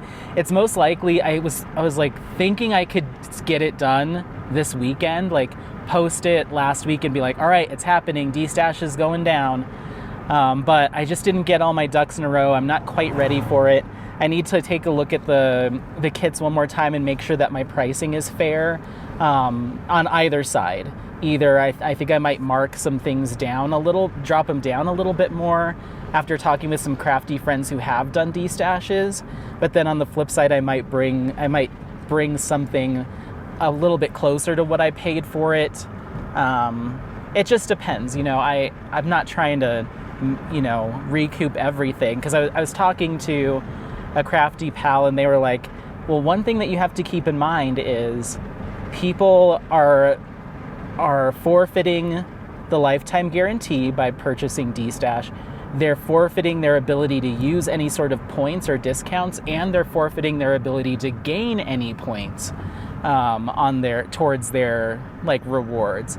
So there's just, it's not as beneficial to buy from a D-stash. So that's why you want to do a fairly heavy discount to account for the fact that they're not getting all the perks that come along with shopping straight from Diamond Art Club or wherever. And I was like, no, that totally makes sense. So there's a few kits that, like I said, I'm going to bring lower, and then some other ones that I was mentioning, even though I know this is popular, I just know I won't ever do it, so I have this one on there. And there was some folks that are like, well, those ones that are really, desirable, of course you can put them on a super deep discount, but if they hold a lot of value and you can get a little bit more back that, compared to what you spent on it, then that's also fair. No one's expecting you to give this stuff away, And I was like, okay, it's just a hard thing to talk about, because it's you're selling, I feel weird for selling kits, but at the same time, it's these could go into some really good hands that people will actually work on them or really cherish them. And it'll release that anxiety for me of just, I've amassed too many diamond paintings. And it's not even so much that, it's like I've amassed a lot of diamond paintings that I'm not like head over heels for, you know? And so I'd rather replace, you know, use that space and fill it up with kits that I really am like dying to do. But I think what's going to happen with me is I'm going to start transitioning to doing more of these old masters, either in the form of cross-stitch conversion or prepackaged kits, like some of these bigger fine art pieces that are more long-term. And that's just going to mean a lot of that other stuff is going to keep getting pushed back and pushed back and pushed back, and it just won't ever get done. So I'm like, I'd rather let go of 30 kits and replace them with 3 long-term, like old masters fine art pieces, or, you know, something that was done commissioned for me by an artist, and it's something like really personal and unique. So that's kind of where my head's at. There's just a lot of kits that are cool to say you have them in your stash, like to say like I have Rainbow Flower Power and What Lies Beneath and Medusa and like some of these other ones that I think people really, really enjoy. But if that doesn't really mean anything if I don't have the intention of doing them in the next 5 years, you know. So, and maybe I will get to a point too where I'm just kind of done diamond painting as much, or just move on to something else. I could absolutely see that happening, kind of like it did with skincare. You know, with skincare, I have a huge stash of skincare, and it used to be like 3 times as big. I've gotten it down to, it's still a lot, but it's much more, it's not reasonable, but it's less than what it was. And that was through giving away a lot of it, donating a lot of it to a women's shelter here in town that needed some help during lockdown, bringing it to any opportunity I can. I used to take a bunch of skincare into work and let the folks at work pick through it.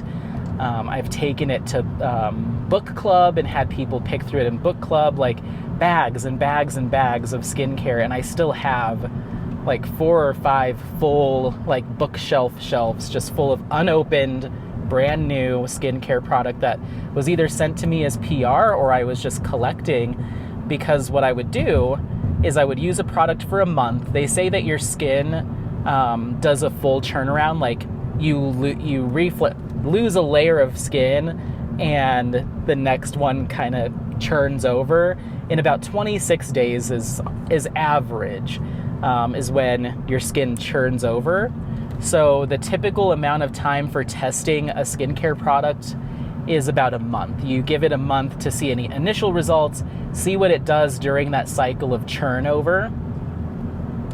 And that's kind of a good gauge. So if you are going to notice any brightening, reduction of fine lines, you should be able to at least have some sort of noticeable effect, however slight, within that one turnaround cycle. It might not be a complete fix, and it rarely ever is a complete fix, but you should see some sort of marked improvement over the course of a month.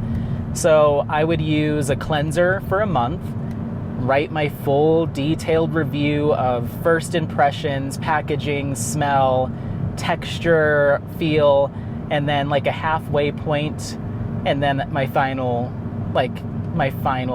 thoughts on it. And so I'd write these really long blog posts, blog reviews, and then once I was done with my month, I'd either give it away or throw it away, or a cleanser would become a hand wash or a body wash. But things like toners and anything that I hadn't used for after that month would often get thrown away or given away because I had to move on to the next one, like the next review is due. So I would do that every month. Like my skincare routine would essentially change. Certain things I would do longer.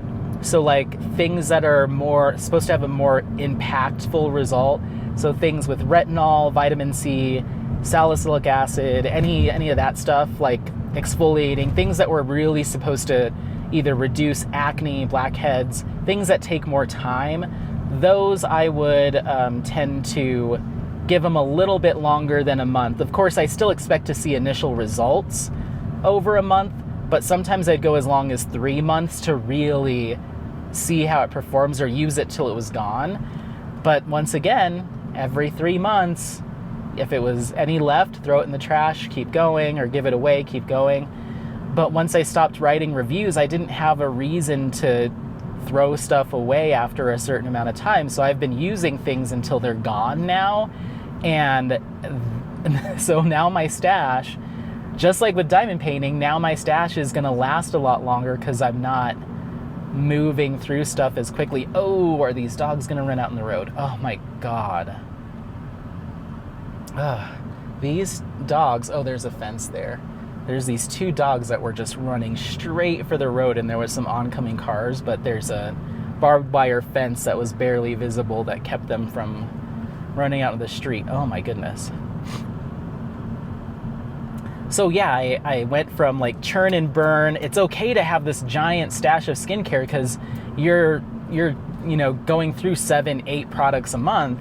You'll get to it. And then once I stopped writing, it completely came to a halt. And so now I'm like, oh, we're coming up on the expiration date for some of this stuff.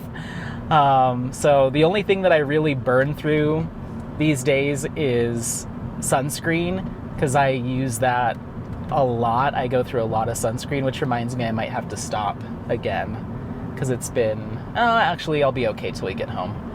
I try to reapply sunscreen every 2 hours when I leave the house, and so we stopped 2 hours into between the drive and half of the hike. I stopped and reapplied, so I should be okay by the time we get home. It's a little overcast, but it doesn't matter. If there's visible sunlight, you have the risk of, you're being exposed to UVA and UVB if there's sun out, no matter what. So anyway, we'll get into that more tonight when I record that skincare vlog. I have a lot to say. So, but yeah, so I have this big stash of skincare that I'm moving through incredibly slowly because now it takes me a lot longer. And the same can be said for my diamond painting stash. Like now that I'm doing more of these like bigger projects, cross-stitch conversions, big old masters, I'm not going to be able to do a kit a month or 2 kits a month. Like I'll do one every 3 months, or eventually that's how it might be. And so I'm going to have all these kits that just don't get the love because there's long-term projects getting in the way. So I'm going to try to de-stash a bunch of them at a pretty, I want them to be really well priced for people, cheaper than maybe they've seen them anywhere else is my goal, but also balance that with like what makes sense, and then what I think I'm going to do is probably the 3rd week of June is my birthday week, and I have that whole week off. That probably is the best time for me to be able to host the D-stash, get everything weighed, get people the shipping costs, get it all packaged and get it to the UPS store without having to stay up super late or worry about work. You know what I mean? Like race home, do that, try to squeeze that in on your lunch break or on a weekend. I'll have plenty of time. So the way I think it's going to work, and I haven't asked this person yet, but I think I'm going to tap a friend on the shoulder to maybe help me, but I'm going to do it as a live, and I'll give people plenty of notice. I'm thinking like a week or 2 weeks notice that this is going to be happening, and it'll be a live, and essentially we're just going to go down through the list, and I'll just say, all right, next up is Rainbow Flower Power from, I think it's Lars Stewart was the name of that artist, from Diamond Art Club. I have this listed as XYZ. The first person to call dibs in the chat, in the live chat, I'll put their name on a sticky note and set it aside. And then that's how we'll do it. And I'll probably give like a good minute or 2 minutes for people to decide whether or not it's something that they do want. And then if nobody claims it, then I'll set it aside. We'll go 1 round and then we'll probably go one more round in case people jump on. You know, some people will jump on and off. We'll do one more round of any of the unclaimed, and anything that remains unclaimed after that, I will move it over to like one of the D-stash groups or something like that. We'll figure it out. So that is how I think I'm going to run that. We'll give my subscribers and people that watch the videos kind of first dibs, and I think it'd be a fun, interactive way to run that. The only thing that I think I could run into potentially is if two people claim it, you know, we would just have to go off of whoever's comment popped up first.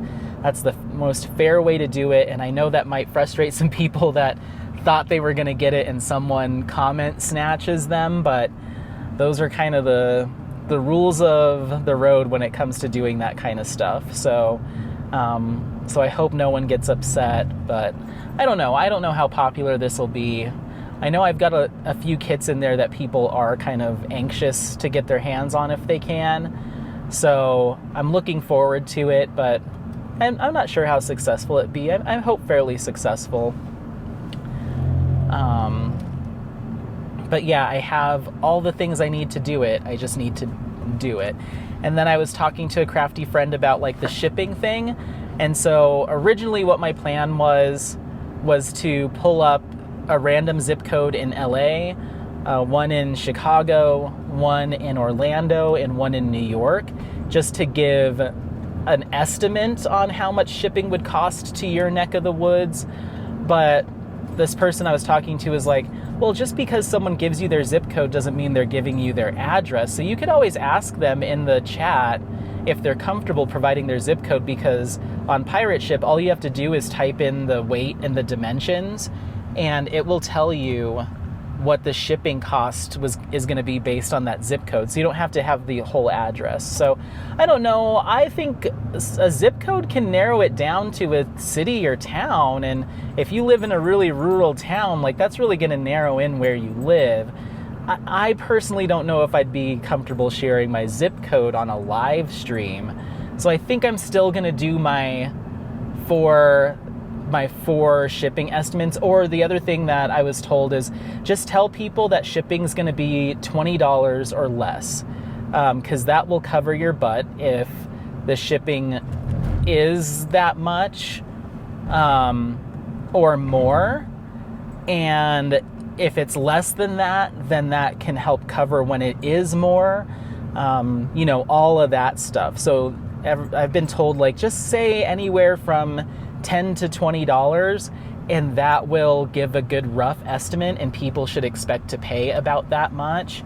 And then if theirs is less or more, then you can, you know, if it's more, you can have that discussion with people. But yeah, I think that might be a better way to go about it, because that'll save me time of having to type in, like, measure every single box ahead of time, weigh it, type in 4 different zip codes, and then have to do that 30 some odd times over for each kit. And then if someone buys multiple kits, then that's going to all go out the window, because the dimensions of the box are now going to be different. You know, like, there's so many things. So yeah, I think I might just say on the live, okay, this is the cost of the kit. Shipping's going to be anywhere between 10 and 20, may even go up to $25 just to cover my butt. You know, shipping will be anywhere from $10 to $25, but I'll get you the actual number once we connect and I get your address. And I think that's fair. I don't think people should expect down to the penny estimates without me knowing where they live. I just don't want people to be shocked when I'm like, okay, well, you got 3 kits and you live in Honolulu, it's going to be $67 to get it to you. So how are we going to figure this out? And then I also need to figure out how people will pay for them. I'm guessing we'll have to do PayPal. I think there's like people call it like PayPal goods and services. So I'll have to look that up and see what my PayPal thing is. But yeah, expect to see that probably the 3rd week of June. I will be doing a D-stash. I bought boxes for all of my kits that don't have boxes. I need to figure out how I'm going to get the drills in there. I'm going to have to like repackage them the best I can, or I'll just put all the drills in an empty box, you know, a second empty box. And then the kits that still have their boxes and everything, those are going to be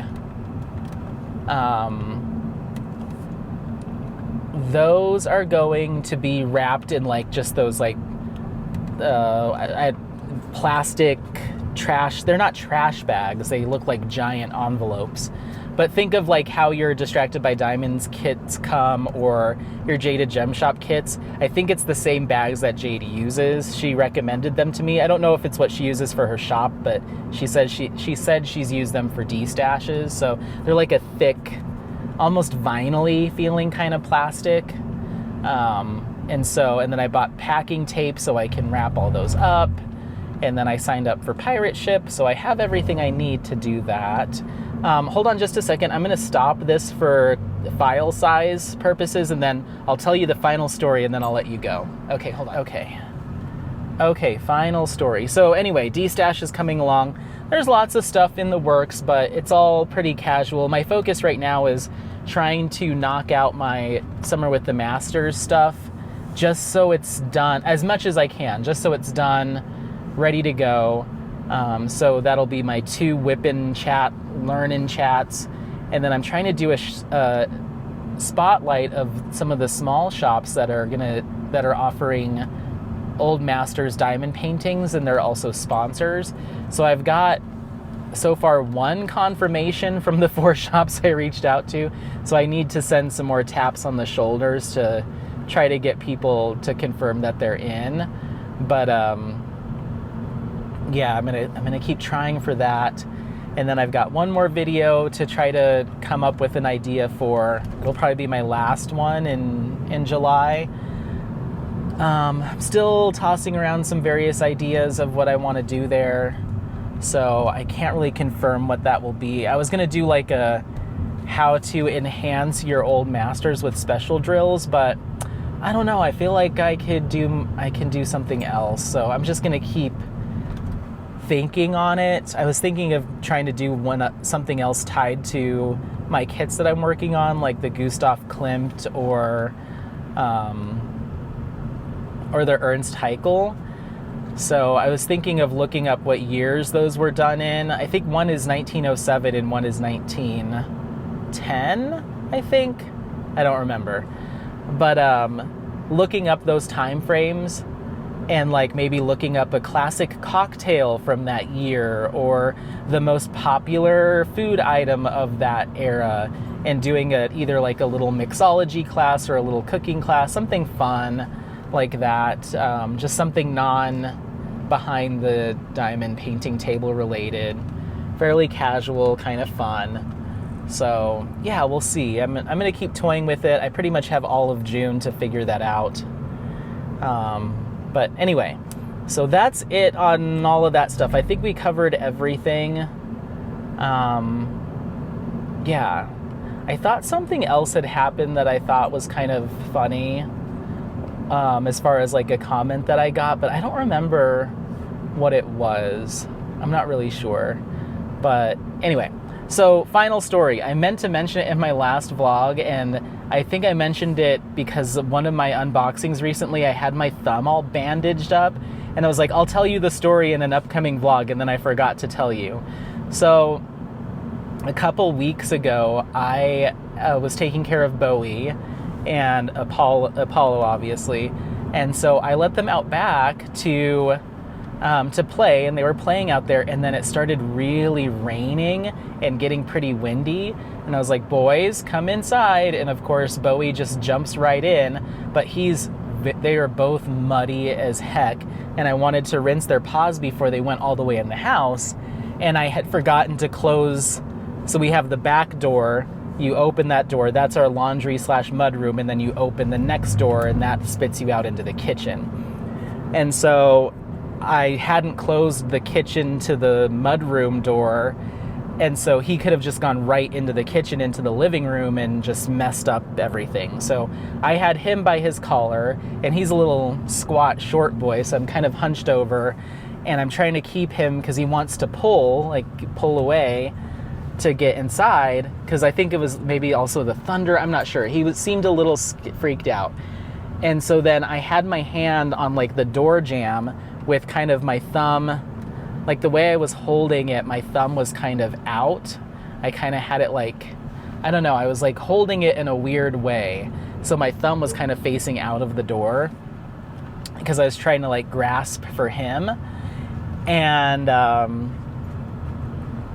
get Apollo at the same time. So I'm telling Apollo like inside, and of course he doesn't want to come inside. He wants to stay out and play.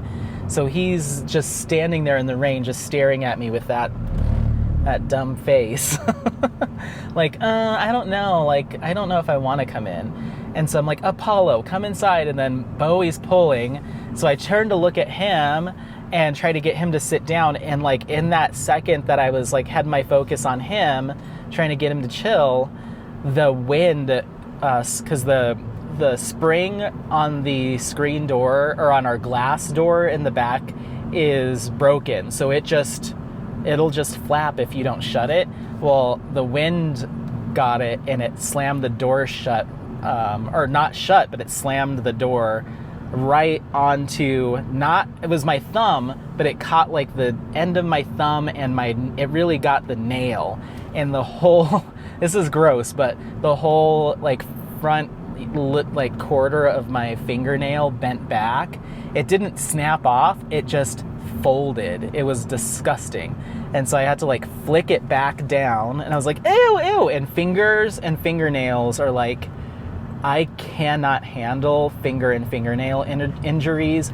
It's the most awful thing. It's one of my biggest like cringe in horror movies. If anything happens to fingers or fingernails getting broken off, or like, I hate it. So anytime something happens to me, I will cry. I'm like having I'm having a fit about it, because I just hate the feeling of like any fingernail related injuries. I'm like, God, even if I like give myself a paper cut or something, I'm just like, So of course it's like the underneath the nails bleeding, and it's just all gross, and it kind of like one corner of the nail when it folded back, it just kind of tore because it couldn't handle that flex. And so I'm trying to like hold it down and get the boys inside. And now I'm like screaming and cursing, and now Apollo's freaked out thinking he's in trouble. And I'm like, get in the house!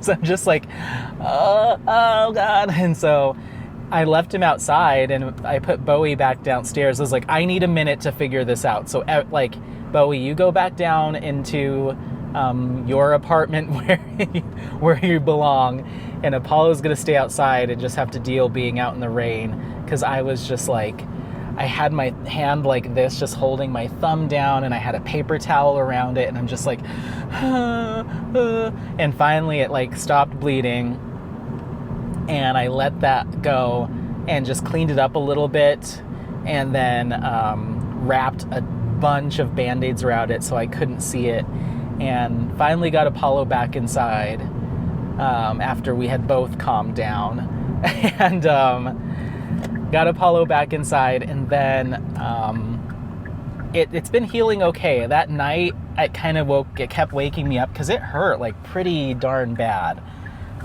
So I kind of woke up a couple times throughout the night, just like ow, ow, ow. Or if I was like, I was resting my weight on my hand, or tried to put my hand behind my head, like under my pillow, and brushed up against my thumb, I'd be like, oh, ow, ow.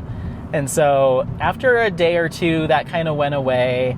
And then now that luckily the nail didn't fall off, like it didn't kill the nail. But the part that bent back definitely is just like, it's almost like, when your nail grows out, there's the exposed part that you clip back. It's almost like that, but it's a little bit further down than it should be. But it's not like turning black or anything weird like that. So I'm hoping as it continues to grow out, I'll just keep clipping it, and then it'll look like normal again. You can kind of see it's just a little something now. But yeah, it was very painful. I hated it.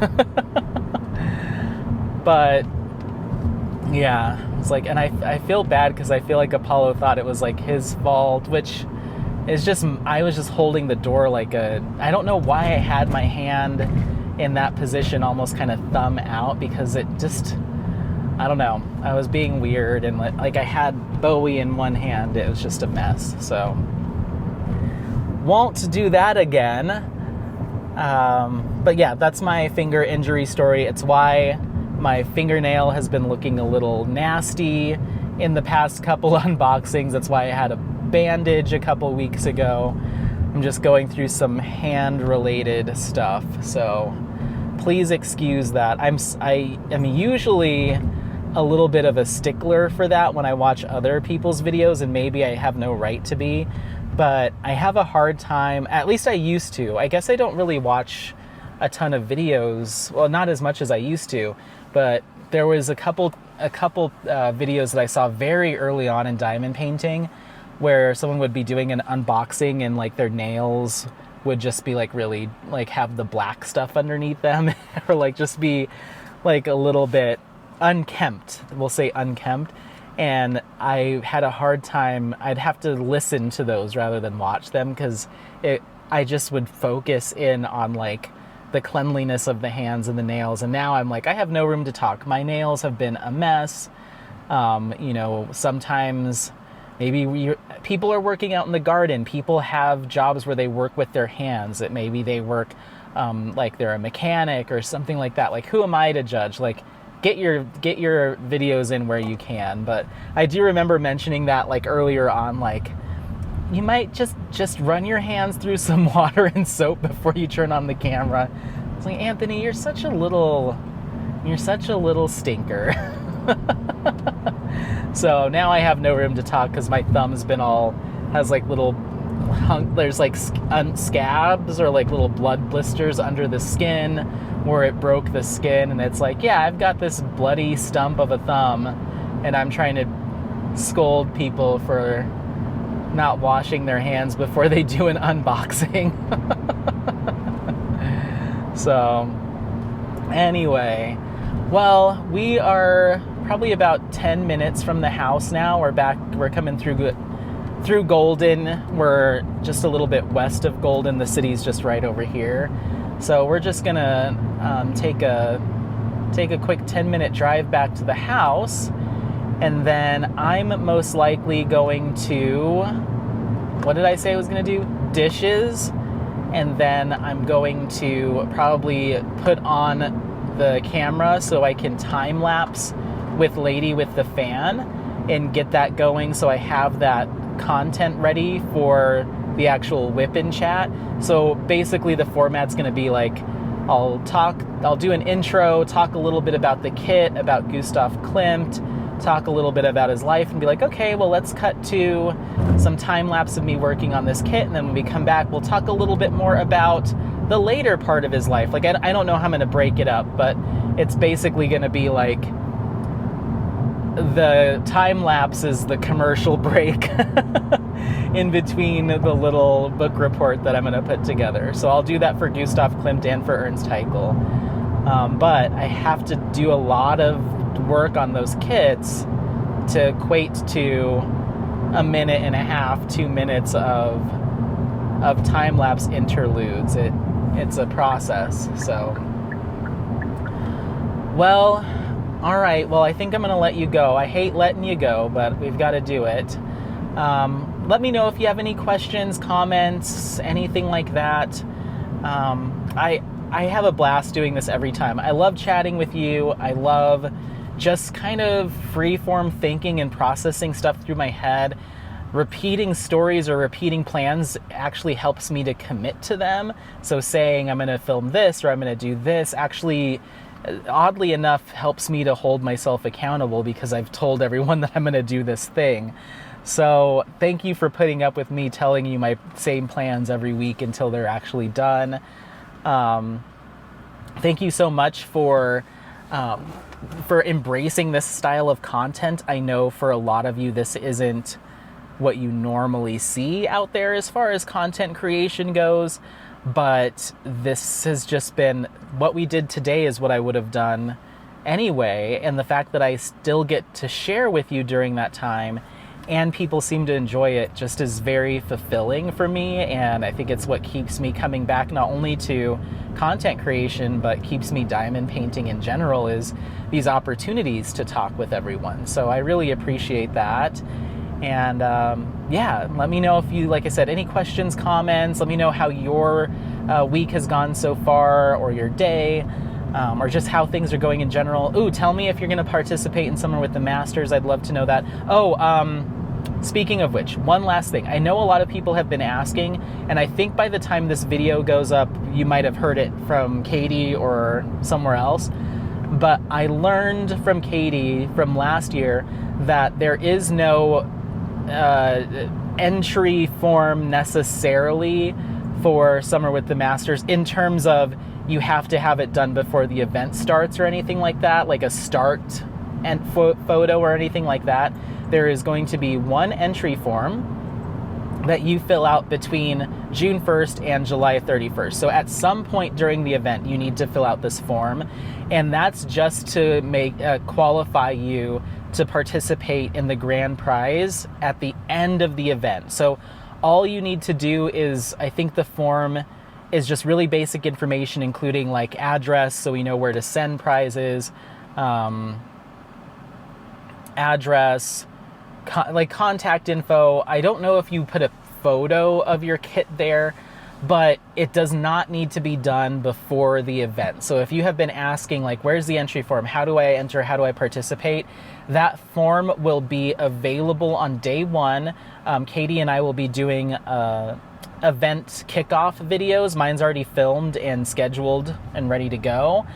We're going to be doing kickoff videos. The kickoff video description will have the link to the form, and you do that at any time. Every single one of our event related videos will continue to have the link to that form. So don't worry, don't panic. You will be able to sign up for the event once the event starts, because a start photo is not necessary. We don't need to know that you had a blank canvas or you have a canvas that had this much done on it. There's nothing there to provide. So it's a lot more laid back than maybe other events that you participate in. So no worries. You will be able to sign up or just essentially register on June 1st, and you can register at 11:55 p.m. on July 31st. That's okay too, if you end up forgetting or you want to wait for whatever reason. But though I think the way that she's done it in the past is, as far as the giveaways go, it's like essentially you'll get the instructions on how to enter for the weekly giveaways on the previous week's video, and then the next week is the announcements for that one, and it just alternates. So the prizes are drawn week to week. I think that's how it's worked. And I'm not sure if that's done off of like random comment picker. I still haven't asked her about that.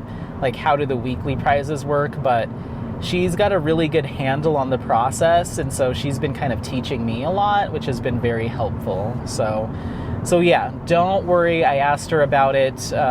We had a phone call a couple of days ago, and I was like, hey, I'm getting a number of people asking for an entry form, or how do they go about entering? And she's like, it's up to you if you want to. She was like, I'm open to suggestions. If you think it would be easier, if you'd like to change up the structure, we can definitely try it this year.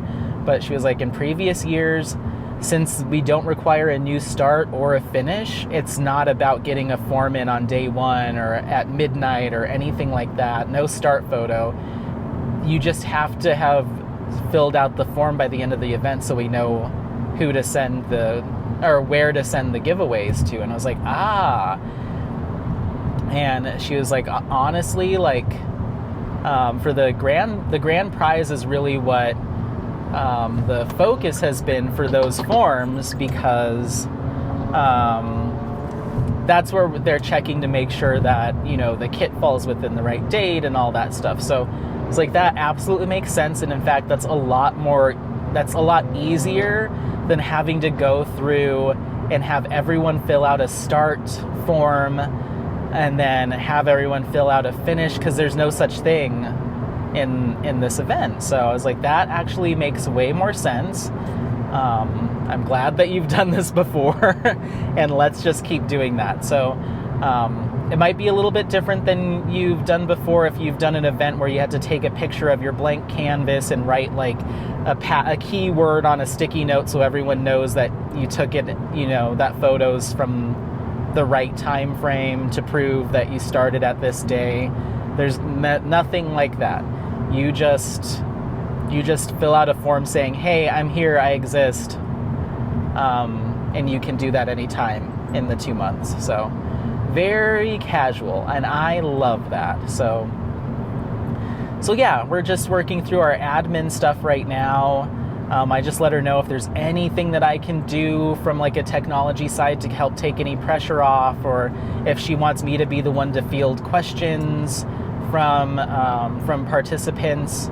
You know, I'm more than happy to be that person, you know, take that responsibility on. But it seems pretty laid back, which I really like. So yeah, that's the last bit of information. If you have been looking for where to sign up for Summer with the Masters and it's causing you stress because you like to just get things done and out of the way, you will be able to fill out that entry or that registration form on the 1st of June. Midnight my time is when my launch video is going to go up, is June 1st at midnight. I'm not sure when Katie's is going to go up, but you can see the form as early as midnight Mountain Standard Time on my channel. So I'll also do a community post probably that same night. So if people don't want to watch the video, they just want to see where the form is.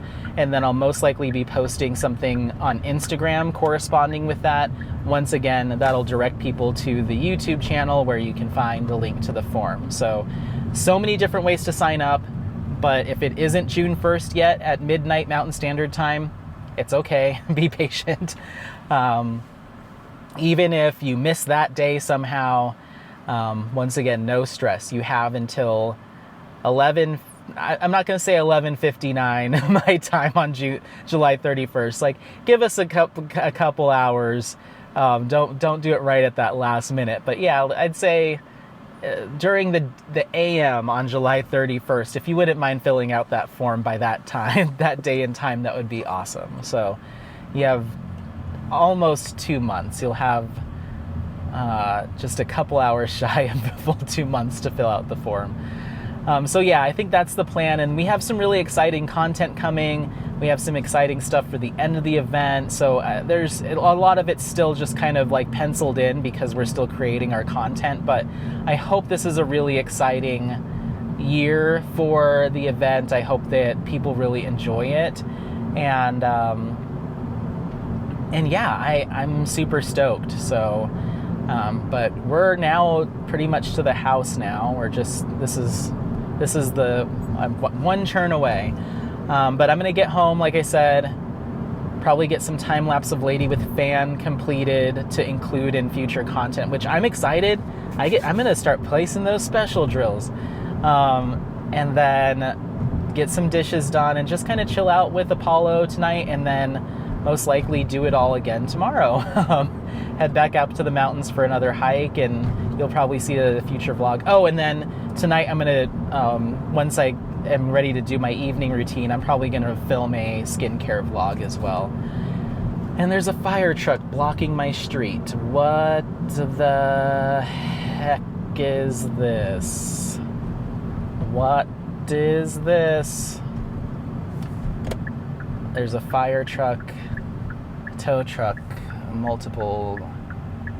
The whole road's completely like, I'm not going home that way. Oy, oy, oy, oy. How am I gonna get home? How am I gonna get home, everyone? Let's see. Just want to make sure it's not like a roommate's car. No, don't know those cars. Okay.